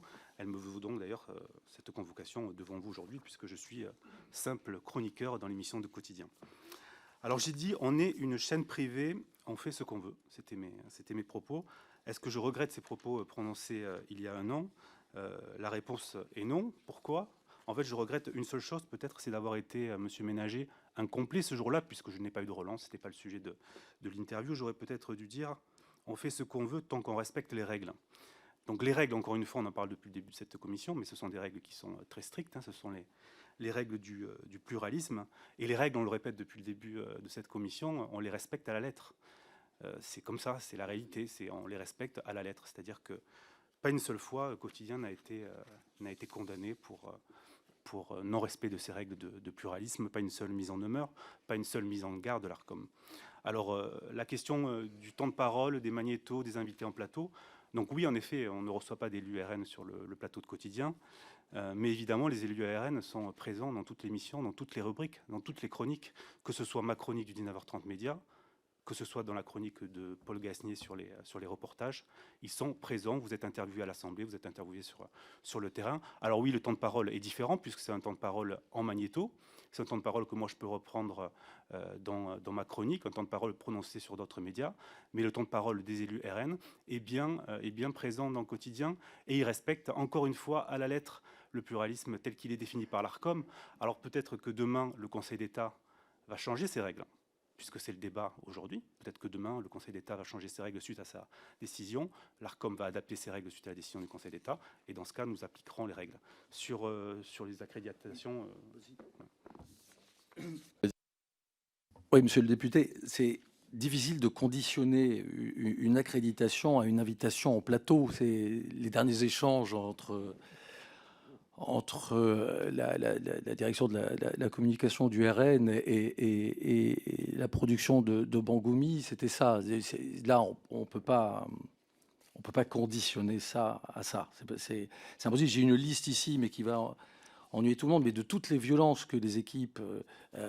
ben oui, monsieur Jacobelli, je suis vraiment désolé, monsieur le député, toutes les violences que je mets à disposition de monsieur le président, vous voulez,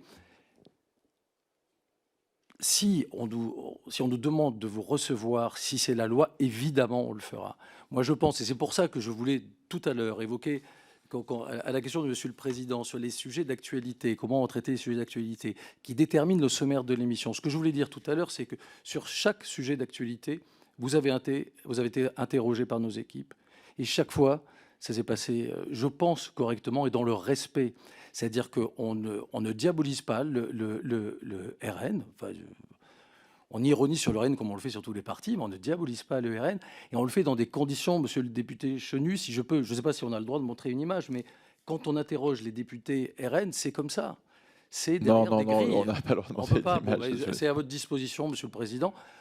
Ça se fait à travers des grilles, ça se fait parce qu'on continue d'envoyer nos journalistes sur le terrain couvrir tous les événements du RN. On le fait tout le temps.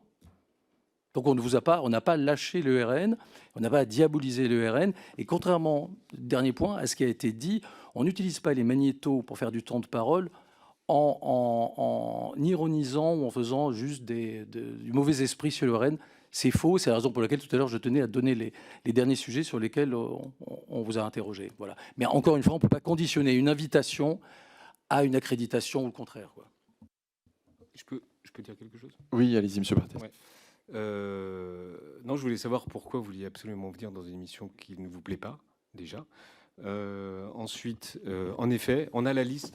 On a la liste. Ouais, non, mais malheureusement, c'est aux députés de poser les questions dans les commissions d'enquête, donc c'est un peu délicat. Chers collègues, est-ce que vous avez un rebond ? Et je rappelle bien que tout temps pris est à peu près aux autres. Donc, allez. C'est des arguments. Je vais donner le rebond et comme ça, vous répondrez de manière générale à la fois au rebond et à la fois à cet élément-là.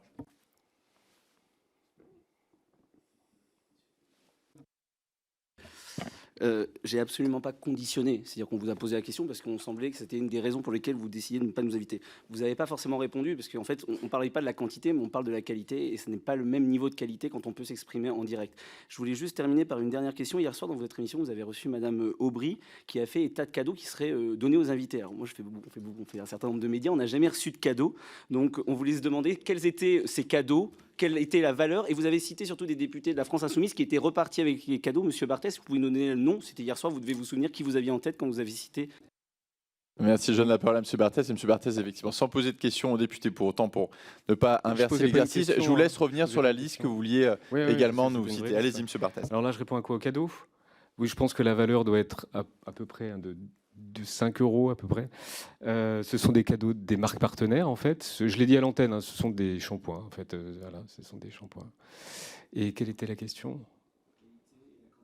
La qualité des shampoings, je ne sais pas. La quantité, je crois que c'est un sac comme ça, voilà, qu'on met avec un bouquet de fleurs pour, voilà, pour les gens qui viennent en plateau. Voilà. Comment?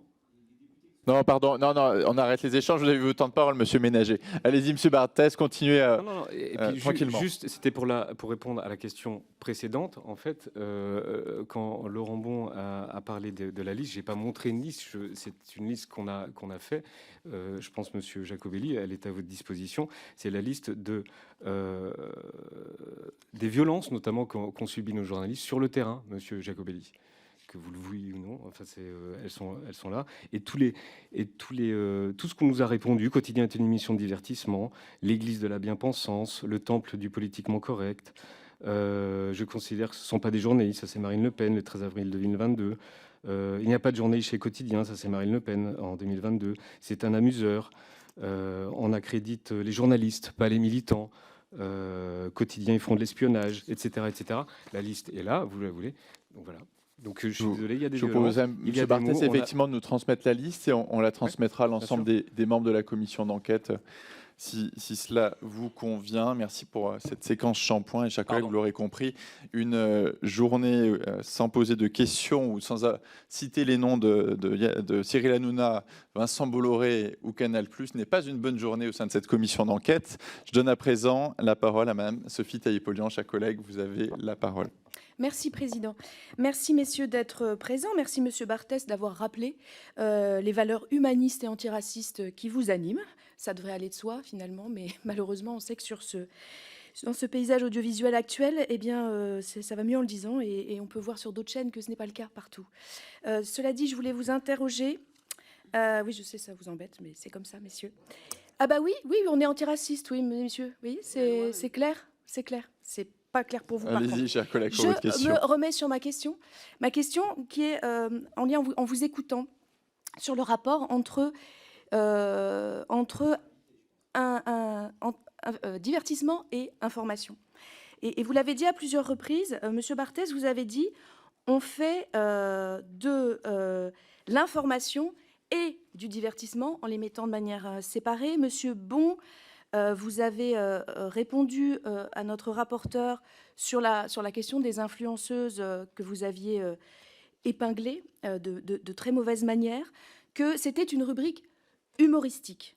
Et donc finalement, dans les rubriques humoristiques, c'est séparé, comme si les choses étaient vraiment dans des boîtes totalement étanches.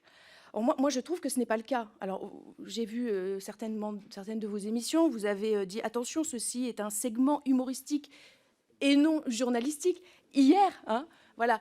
Mais moi, je considère, et je vous interroge là-dessus, et notamment Monsieur Belver, qui nous dit qu'il fait de l'éducation aux médias, donc il a le recul nécessaire, normalement. Comment peut-on avoir cette vision que ce serait étanche? Ça ne l'est pas, et tout se mélange. Et quand vous traitez la question des retraites en mettant ces influenceuses en boîte, quand même, quelque part, vous passez un message sur ce mouvement social. Donc moi, en tout cas, je m'interroge très fortement sur le fait qu'on puisse imaginer qu'en faisant des segments, les choses seraient étanches. Elles ne le sont pas. Sur l'étanchéité, en effet, des rubriques dans le quotidien, je pense qu'elles le sont, puisqu'elles sont extrêmement balisées. C'est-à-dire que chaque chronique, vous l'avez vu chaque soir sur Quotidien, est jinglisée. C'est-à-dire que, par exemple, quand on regarde le 19h30 média, on sait bien qu'on n'est pas là pour se marrer. On est là dans une séquence journalistique qui n'est pas humoristique. Alors parfois, on peut mettre un peu d'humeur, évidemment, des clins d'œil, notamment la rubrique Comme 2027. Mais c'est une séquence d'information. Après, il y a les séquences Pablo Mira, etc. Je pense que quand le public vient voir Quotidien, il sait précisément si c'est de l'humour ou si c'est de l'information. Et nous, on fait confiance à notre public qui vient nous voir et qui sait parfaitement, précisément, quand il s'agit de l'information, quand il s'agit de l'infotainment, quand il s'agit de l'humour. Voilà, je pense que c'est clairement identifié pour les téléspectateurs. Je ne sais pas si je réponds à votre question, Madame la députée.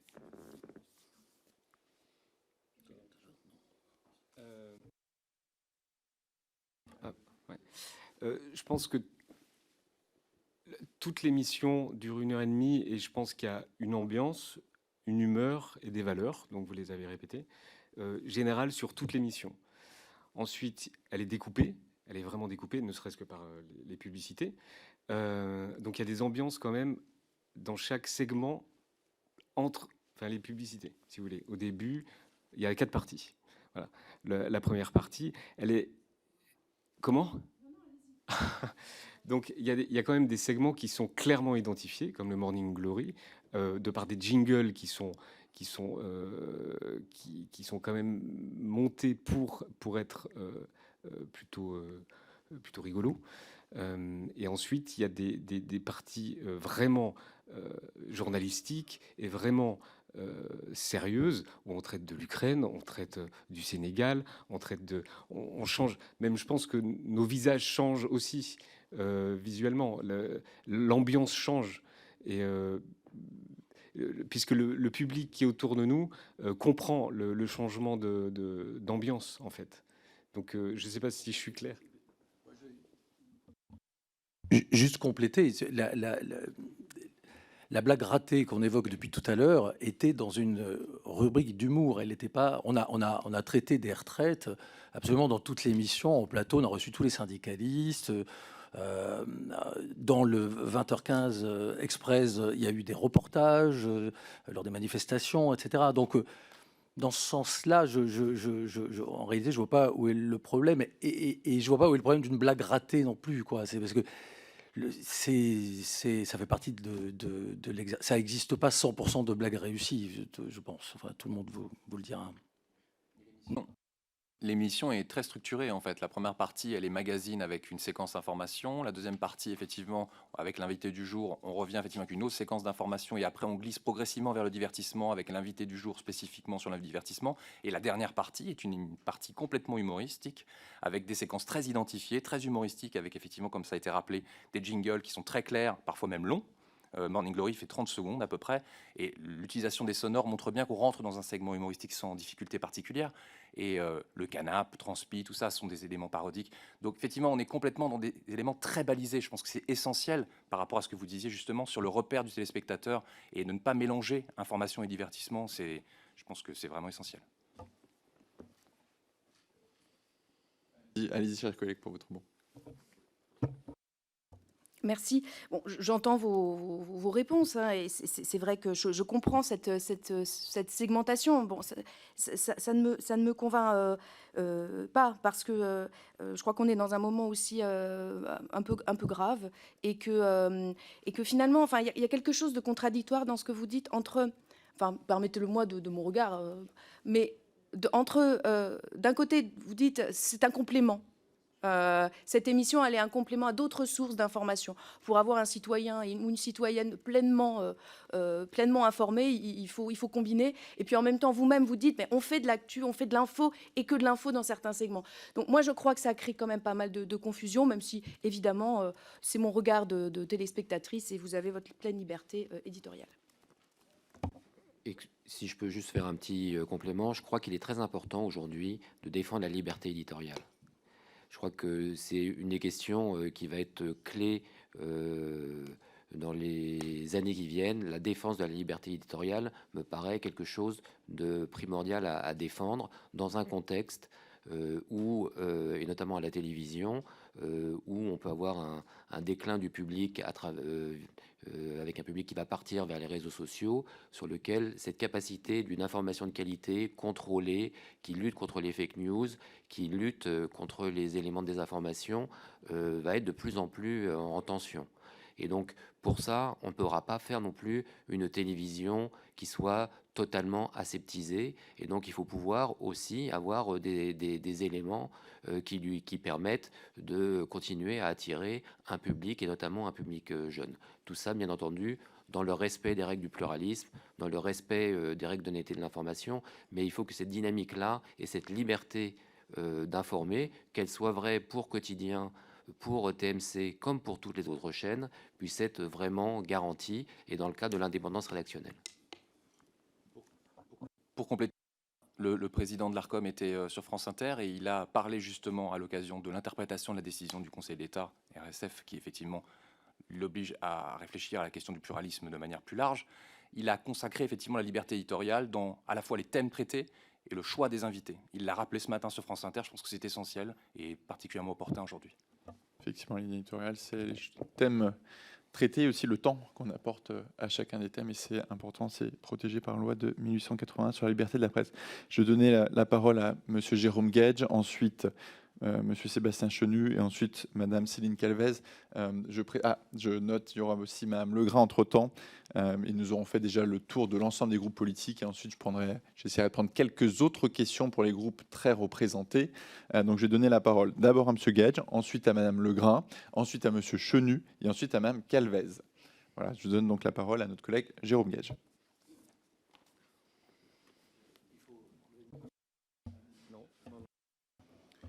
Merci, Monsieur le Président. D'abord, je veux vous dire, en tant que membre de cette commission d'enquête, j'aurais pu le faire dans les précédentes séances, ma petite lassitude à voir certaines de ces auditions dévoyées pour se transformer en happening. Il y en a eu d'autres. Aujourd'hui, c'était assez mignon, la supplique du RN pour être invité sur le plateau de Quotidien.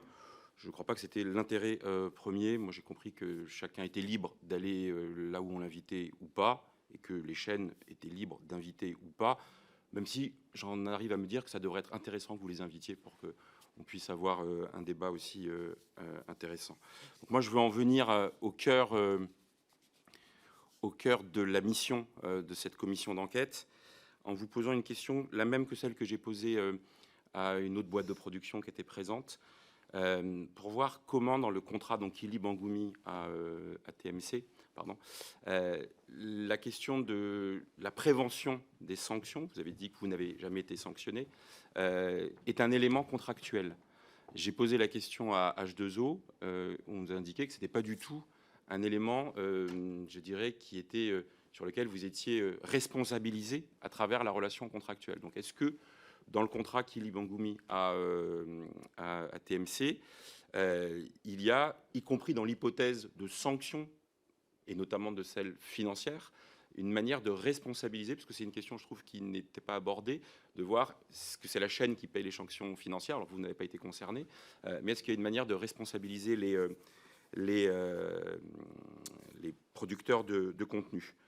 La deuxième question qui est un peu en lien, il nous a beaucoup été expliqué que les débordements qui ont donné lieu à de sanctions sur d'autres chaînes étaient liés à l'ampleur du direct.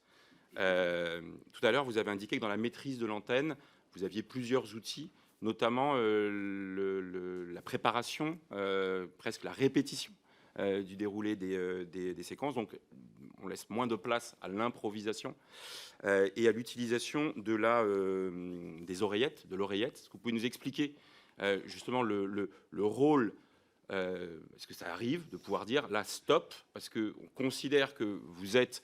on va flirter avec quelque chose qui pourrait nous exposer à des sanctions.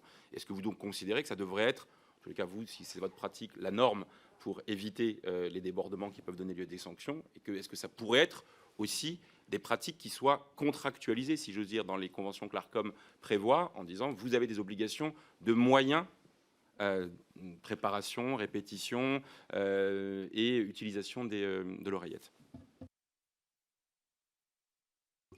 Moi, sur la première partie, enfin, sur la dernière partie de votre question, je pense qu'on essaie de faire une émission de télévision quotidienne avec les codes de la presse écrite. C'est-à-dire qu'on édite beaucoup et on revendique ça. Il y a des gens qui pensent que c'est pas bien d'éditer, que la télévision, c'est juste du direct. Et on le voit, on est dans une ère de chaînes d'infos, de direct, on est dans une ère de télévision de débat et de clash, on est dans une ère de tweets immédiats, etc. Nous, on essaie de faire le contraire, c'est-à-dire les gens qui viennent au bureau le matin regardent des images, les montent, essaient de trouver des angles, essaient de mettre de la perspective, etc. Donc en effet, on fait une télévision très préparée. Mais on ne dit pas que ça doit être la règle. Chacun fait la télévision qu'il a envie de faire et chacun est libre de faire ce qu'il veut. Et on n'est pas une émission de débat, en effet, et on n'est pas une émission qui cherche le clash. On est une émission de pédagogie, et sur les plateaux, en l'occurrence, une émission de pédagogie. Une émission où on invite plutôt les gens qui savent. Et nous, on leur pose des questions basiques pour apprendre des choses. Voilà. Ça, c'est la question qui vous importe, nous. Et sur le contrat, je laisse parler à Ara. Sur le contrat de mémoire, hein, je n'ai pas vérifié, mais je ne pense pas qu'il y ait de dispositions liées aux sanctions. En revanche, il y a des dispositions liées au respect du cadre contractuel et du cadre d'expression dans lequel l'émission doit travailler. Donc peut-être qu'à l'avenir, on réfléchira à enrichir notre cadre contractuel eu égard à la jurisprudence. Mais en tous les cas, le principe, et c'est le principe quand on vient travailler sur les antennes du groupe TF1, et qu'on essaie de faire respecter de la façon la plus scrupuleuse possible, c'est le respect des règles édictées par l'ARCOM, par la jurisprudence et dans le cadre de la loi. Mais évidemment, on essaie de faire évoluer ce cadre-là en fonction aussi de l'évolution des situations et des événements. Allez-y, monsieur Barthès. Ouais, concernant, je reviens à la question d'avant, c'est-à-dire sur la maîtrise de l'antenne, il n'y a pas que l'oreillette, oui, elle est précieuse. Ça a déjà dû arriver qu'on me dise bon, c'est bon, stop, arrête. Enfin, oui, c'est déjà dû arriver. Mais je pense que tout le monde l'a, en fait. Tout le monde, je ne sais pas comment fonctionne, mais j'imagine que ne serait-ce que pour les temps, tout le monde l'a. Donc on a, c'est presque, enfin, techniquement, c'est quasiment obligatoire, quoi. Mais je pense que je pense que le time delay est important aussi, puisqu'on est en time delay. Au début, en fait, quand l'émission commence à 19h20, pour nous, il est 19h10. Donc, il y a 10 minutes de delay entre ce que nous, on vit et ce que les téléspectateurs voient. Et ça permet de... Je pense que c'est la chose la plus intéressante pour la maîtrise de l'antenne, puisque, par exemple, on a eu une invasion de plateau et ça ne s'est jamais vu. Merci. Vous avez 9 secondes, chers collègues. Ouais, parce que j'ai pas. Alors, cas de figure, si Quotidien se prend une amende de l'Arcom de 3 millions d'euros, est-ce que TMC, le groupe TF1, paye cette amende ou considère à un moment donné que c'est le producteur qui doit aussi être responsabilisé? Est-ce que le cas de figure, c'est un cas d'école, mais est-ce que vous répartiriez le risque financier ou est-ce que vous renouvelleriez le contrat à un producteur qui multiplierait les amendes? Il y aura une seule réponse. Hein. Allez-y, M. Afrique. Non. Je crois d'abord que techniquement, s'il y a une amende, elle s'adresse à la chaîne, à l'éditeur. Donc, ça sera à l'éditeur de la payer. Évidemment, s'il y a eu une amende, c'est qu'il y a eu une sanction, donc c'est qu'il y a eu un manquement grave qui engendrerait des discussions, j'imagine, assez sérieuses avec les producteurs en question. Hein, donc, soit dans le cadre d'un renouvellement de contrat, soit dans le cadre de redéfinition des règles pour que cette sanction ne puisse pas se renouveler à l'avenir. Je vous remercie. Je vais donner la parole maintenant à Madame Sarah Legrain. Chers collègues, vous avez la parole. Merci. Bonjour, je vais revenir sur un épisode en particulier. On a le droit de dire singe.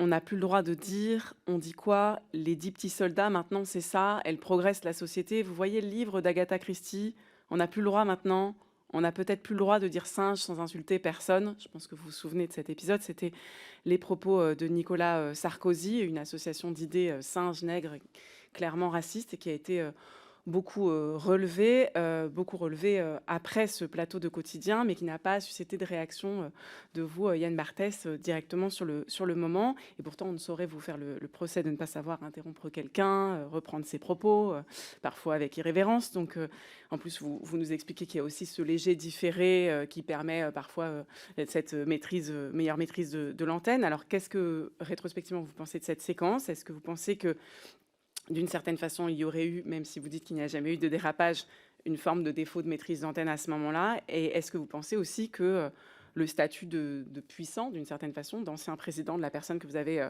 devant vous, vous retient d'intervenir comme vous auriez peut-être pu le faire avec d'autres? Alors, pour la fin de la question, non. Non, pas du tout. Il est invité, c'est une discussion. Il n'est pas l'ancien président, il est l'invité de Quotidien, puis on lui pose des questions. On pose des questions normalement. Donc non, je suis capable d'interrompre Nicolas Sarkozy. Pour ce qui est de ce dont vous parlez, en fait, je pense que sur les réseaux sociaux, ça a clairement été sorti du contexte. Et je vais pas vous... Ce serait compliqué de vous expliquer parce que je vais encore tomber dans des détails ridicules. Mais je pense qu'à ce moment-là, on ne pouvait pas imaginer une seconde, et je ne vais pas défendre Nicolas Sarkozy, mais je ne peux pas imaginer une seconde que Nicolas Sarkozy compare des personnes de couleur à des singes. Quand il le prononce, je ne peux pas l'imaginer une seconde. En régie, pareil, parce que encore une fois, j'ai une oreillette. Je ne peux pas imaginer une seconde que Nicolas Sarkozy puisse comparer une personne de couleur à un singe. Et je pense sincèrement qu'il n'a pas dit ça. Il s'est passé quelque chose en plateau qui ne s'est pas vu. Et c'est là où je rentre dans des explications qui ne vont pas vous intéresser. C'est qu'il y a eu un échange de regards avec quelqu'un d'autre qui avait l'air de ne pas comprendre comme ça. Et donc il a voulu sauté une étape dans sa démarche. Et puis, ces deux mots se sont entrechoqués et ça a créé une polémique en la sortant sur les réseaux sociaux. Mais très sincèrement, je ne pouvais pas imaginer une seconde qu'il se passe ça, qu'il puisse dire ça. Et quand on est sorti de l'émission, on n'en a même pas parlé. Allez-y, chers collègues. Je vous remercie. Donc là, si je comprends bien, vous considérez qu'il n'y a pas de caractère problématique aux propos de Nicolas Sarkozy à ce moment-là. En fait, c'est quand même un moment où il est en train de dire « on ne peut plus rien dire ». Est-ce que du coup, c'est une expression que vous faites vôtre? Est-ce que parfois vous vous dites finalement on ne peut plus rien dire, les choses vont être interprétées différemment de la façon dont moi je l'interprète dans mon oreillette? Ça me permet de prolonger ma réflexion. Tout à l'heure, vous avez assumé d'être antiraciste. J'ai remarqué que c'était quelque chose qui heurtait profondément nos collègues du Rassemblement national. Je suis un peu étonnée parce que comme le racisme est un délit qui s'est inscrit dans la loi, à défaut de changer la loi, nous devrions tous être contre les délits et donc tous être anti-racistes. Pas d'interpellation, chers collègues. Non, mais du coup, je vous permets d'expliciter ça. Donc, d'une certaine façon, c'est toujours mieux de le dire qu'on est contre le délit du racisme, mais en réalité, c'est une obligation qu'on a tous, et y compris dans l'humour, puisque c'est une vaste question de savoir si on peut rire de tout. Mais enfin, il y a aussi une jurisprudence en la matière de type d'humour, parce que il y a la liberté d'expression, et y compris la liberté d'expression humoristique, trouve des limites dans les délits qui existent. Ça a été d'ailleurs montré au moment où Valeurs Actuelles a été condamné pour avoir caricaturé Daniel Obono en esclave. Donc ça montre bien qu'il y a à un moment ces limites de la loi, y compris dans l'exercice de l'humour, y compris dans l'exercice de la liberté d'expression dans le direct. Est-ce que c'est quelque chose que... est-ce que là, au vu de votre réponse, vous considérez que c'est quelque chose qui pèse sur la liberté d'expression dans l'exercice de votre métier, ou au contraire, auquel vous avez une attention particulière? Donc, je me permets de prendre la parole. Je pense que là, sur ces sujets-là, on a montré, on a prouvé qu'on est très sensible, on fait très attention à ça. Et en effet, les valeurs antiracistes, elles ne doivent pas être démontrées. Je pense qu'on les incarne à la télévision. S'agissant de cette histoire de Nicolas Sarkozy, je pense simplement qu'il y a eu un moment de flottement, en effet. On n'a pas compris, je pense, que ce soit en régie ou sur le plateau, ce que l'ancien chef d'État a essayé de dire, mais qu'on ne peut pas imaginer, et je pense que c'est encore le cas, que ce que vous semblez dire, que l'ancien président de la République soit raciste ou ait dit quelque chose de raciste. Je ne pense pas. Je vous remercie. Je donne à présent la parole au président Sébastien Chenu. Merci, Monsieur le Président. Bonjour, messieurs. Merci d'avoir répondu à la convocation de la commission d'enquête de l'Assemblée nationale. Elle n'a rien d'ironique. C'est le jeu de la démocratie. Je voulais vous le dire parce que j'ai entendu que vous trouviez que c'était ironique d'être ici. Ça n'a rien d'ironique, c'est la démocratie. C'était en tous les cas l'un des propos liminaires qui avait été tenu. Deux questions. Monsieur Bon, vous nous dites que votre société de production ou les journalistes de la maison ont été victimes de violences. Est-ce que vous pouvez produire les jugements et les éventuelles condamnations qui auraient été faites du Rassemblement national concernant ces affaires? S'il y a eu des jugements et des condamnations, je pense que c'est intéressant d'aller jusqu'au bout de l'exercice. Et puis, vous avez parlé les uns et les autres, en propos liminaire, d'exigence et de curiosité. Moi, j'ai eu la curiosité de regarder un certain nombre de questions que vous pouvez poser très librement d'ailleurs, et parfois avec, je trouve, une ironie qui est sympathique aux hommes politiques de tous bords. Des questions comme: est-ce que vous avez bien dormi? Êtes-vous autiste? Combien gagnez-vous? Ma question est assez simple. Monsieur Barthès, combien gagnez-vous? Quelle est votre rémunération TF1 et Bangoumi? Et quel est le chiffre d'affaires de la société Bangoumi? Vous n'êtes évidemment absolument pas obligé de nous le révéler, mais je vous pose la question très librement. Monsieur, peut-être Bon, dans un premier temps, si vous souhaitez aller. L'ironie, c'est moi qui l'ai dit, en effet. Je disais que c'était ironique dans la mesure où votre présidente de groupe nous a traités de clowns et que voilà. Voilà, donc oui, je pense qu'il y a une forme d'ironie. Écoutez, sur la question, je sais, Les condamnations, non, ça a été documenté, ça est diffusé. J'imagine que vous avez vu les images. On n'a pas porté plainte. On considère que le pouvoir que l'on a de montrer ce qui se passe, des relations entre nous, c'était suffisant. On n'a pas porté plainte, mais c'est des actes violents. Vous les connaissez, monsieur le député, j'imagine. Vous les avez vus? Non? Monsieur le Président, du coup, vous utilisez votre droit de rebond. Allez-y. Allez-y. J'attends la réponse à la seconde question, donc je note des choses que vous jugez graves, 0 plainte, et de l'autre côté, 0 condamnation. Je le note, c'est intéressant de le noter ainsi, et j'attends la réponse sur les rémunérations. Monsieur Barthez ou monsieur Bon, si jamais c'est un élément que vous ne voulez pas communiquer, il est possible de nous communiquer par écrit, et après on le communique à l'ensemble des membres de la commission seulement. Hein, c'est possible aussi. Oui, c'est ça. Eh ben, on fait ça. C'est effectivement une possibilité qu'on a demandé à d'autres. Et donc, Monsieur le Président Chenu, j'y veillerai.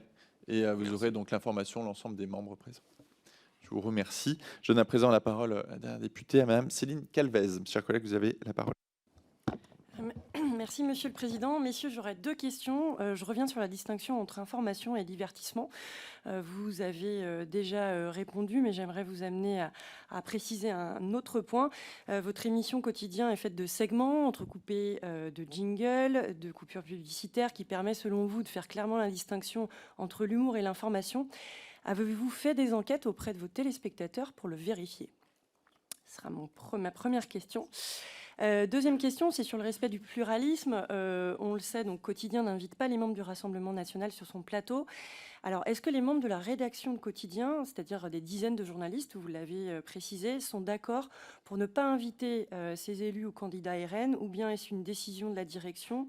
Plus largement sur les règles du pluralisme, au-delà des obligations légales, est-ce que la rédaction est consultée? Si oui, comment? Y a-t-il une société de journalistes?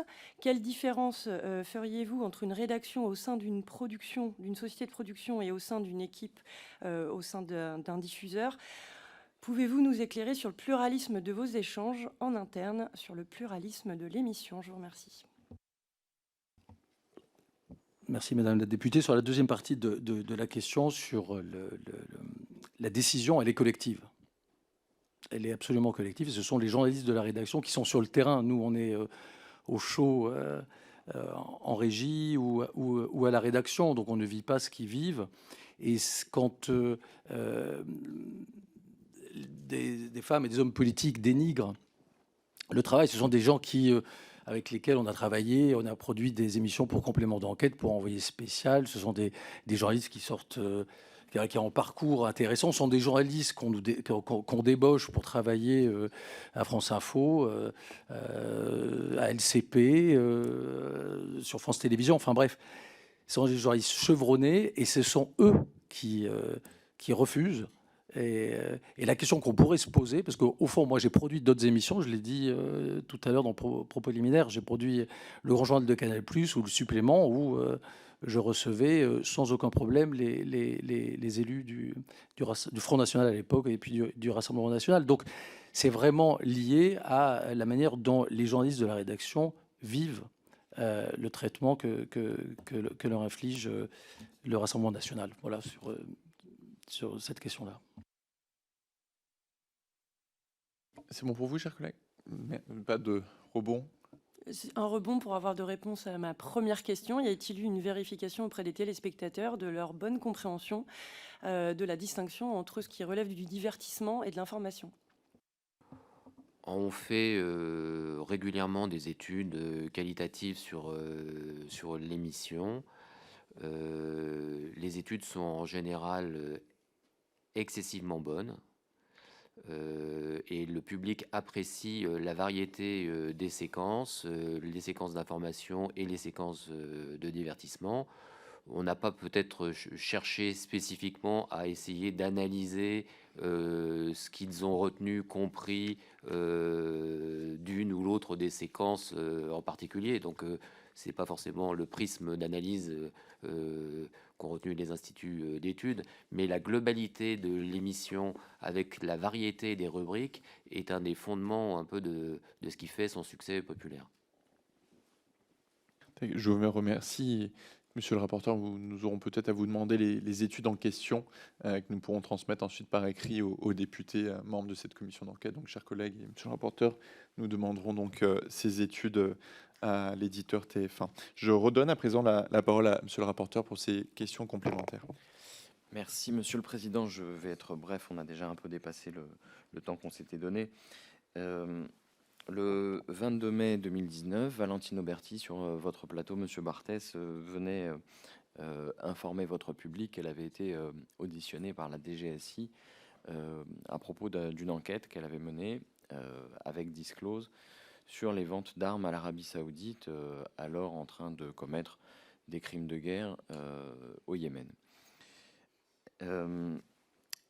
Néanmoins, aucun sujet n'a jamais été passé sur Quotidien concernant cette enquête. Pourquoi? C'est moi qui vais répondre parce que c'est moi qui ai pris la décision d'arrêter l'enquête. Valentine Auberti, qui est aujourd'hui à Mediapart, a réalisé un sujet toute seule, sans m'en informer sur cette question-là, qui était une enquête de Disclose, et non pas une enquête de Disclose avec Quotidien, c'est une enquête de Disclose. Et elle a fait quelque chose, moi, qui me paraissait dangereux, c'est qu'elle est allée interroger la ministre de la Défense de l'époque, en brandissant des documents secrets confidentiels, secrets défense. Et ce n'était pas la manière dont on travaillait. On a déjà fait des sujets, même si ce n'est pas la spécialité de Quotidien. L'investigation n'est pas la spécialité de Quotidien, mais il nous est arrivé de faire ce genre de sujet. Et la base, c'est de jamais, pour justement protéger les sources, jamais brandir dans un lieu public avec des caméras un dossier secret défense. Je n'étais pas au courant qu'elle allait faire ça, qu'elle allait... et donc j'étais très mécontent et j'ai souhaité arrêter parce que je pense que c'était pas la méthode. C'est tout. En l'occurrence, dans un article de 2019 qui fait suite sur Télérama, on a un propos rapporté de l'entourage du producteur. Nous souhaitions vraiment que la ministre Florence Parly réagisse à ces éléments sur les ventes d'armes dans une séquence. C'est ce que nous avions fait par exemple avec les révélations sur les emplois présumés fictifs des filles de Bruno Le Roux, alors ministre de l'Intérieur, qui l'avait d'ailleurs amené à démissionner. Sans confrontation avec la ministre, pour nous, il n'y avait plus de sujet télé. Ça n'a pas grand-chose à voir, peut-être que ces propos sont faux, mais ça n'a pas grand-chose à voir avec l'idée que vous reprochiez à Madame Auberti d'avoir eu accès ou d'avoir peut-être pas protégé des sources suffisantes. Oui, c'est deux sujets absolument différents. En effet, ce qu'il aurait fallu faire, de mon point de vue, et ce qu'on avait fait pour le ministre de l'Intérieur à l'époque au sujet de ces filles, c'est on prend rendez-vous et on montre les documents qui posent problème aux responsables, aux ministres, mais on ne le fait pas dans un lieu public, on protège ses sources, c'est tout. Si je peux me permettre, c'est pas le même sujet. Il y a le sujet Bruno Le Roux et il y a le sujet des ventes d'armes au Yémen. Et là, vous parliez, je pense, les propos de Télérama, c'est pas le vente d'armes, c'est sur le même sujet? Oui, c'est sur le même sujet. C'était un exemple donné de la volonté d'avoir une séquence qui montrerait la réaction de Florence Parly, de la même façon que la volonté était d'avoir une séquence montrant Bruno Le Roux. C'était un parallèle qui était fait par quelqu'un de la production, je ne sais pas qui. Mais en tout cas, on comprend que la logique, c'était que, d'après vous, il fallait avoir une séquence spécifique où l'on verrait la ministre et que c'était peut-être ça ce qui vous intéressait davantage que l'enquête elle-même. Okay. Concernant... Donc, c'est pas du tout ce que j'ai dit. Hein. Je reviens sur ce qui n'est pas un détail, c'est que quand et encore une fois, c'est pas vraiment la thématique de l'émission, c'était pas une émission d'investigation, et je pense que Valentine, qui est une journaliste compétente, enfin compétente, excellente, enfin tout ce qu'on veut, est beaucoup mieux à Mediapart que chez nous. Mediapart est un média d'investigation. Nous, on est une émission d'accueil avec, on l'a compris, de l'actualité, de la culture, etc. Donc elle est partie vraiment très à fond sur ce sujet et je pense qu'elle a fait les choses à l'envers. Je ne dis pas que le sujet n'avait pas sa place dans l'émission, je dis qu'il aurait fallu voir cette ministre de la Défense de manière confidentielle ou dans son bureau, lui montrer les documents qui posaient problème et avoir une réponse. Ça se passe comme ça, pas de, et je pense que tout le monde vous le dira, pas ce type de document dans un lieu public avec plein de caméras, etc. Vous savez que sur les dossiers secret défense, il peut y avoir des coquilles, il peut y avoir des gens pour identifier les sources. Voilà, c'était vraiment un sujet compliqué et je n'ai pas aimé la manière dont ça se passait. Et en effet, à la fin, j'ai arrêté le sujet. Voilà. D'accord, donc c'était de nature à disqualifier l'ensemble de l'enquête. Ok. Une dernière question portant sur les méthodes. Je crois qu'on est ici assez nombreux à être des élus, à avoir été confrontés à certaines de vos méthodes. Il y en a une qui m'interpelle plus particulièrement pour y avoir été confronté il y a quelques jours, en marge de la convention lançant la campagne de Manon Aubry. Vous utilisez beaucoup une perche, un micro-perche, pour montrer les coulisses de certains événements politiques notamment.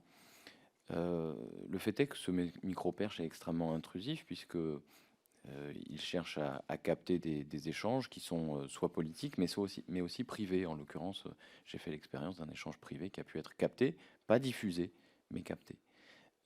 Est-ce que vous considérez que c'est une méthode appropriée pour produire de l'information sourcée, de qualité et d'intérêt public?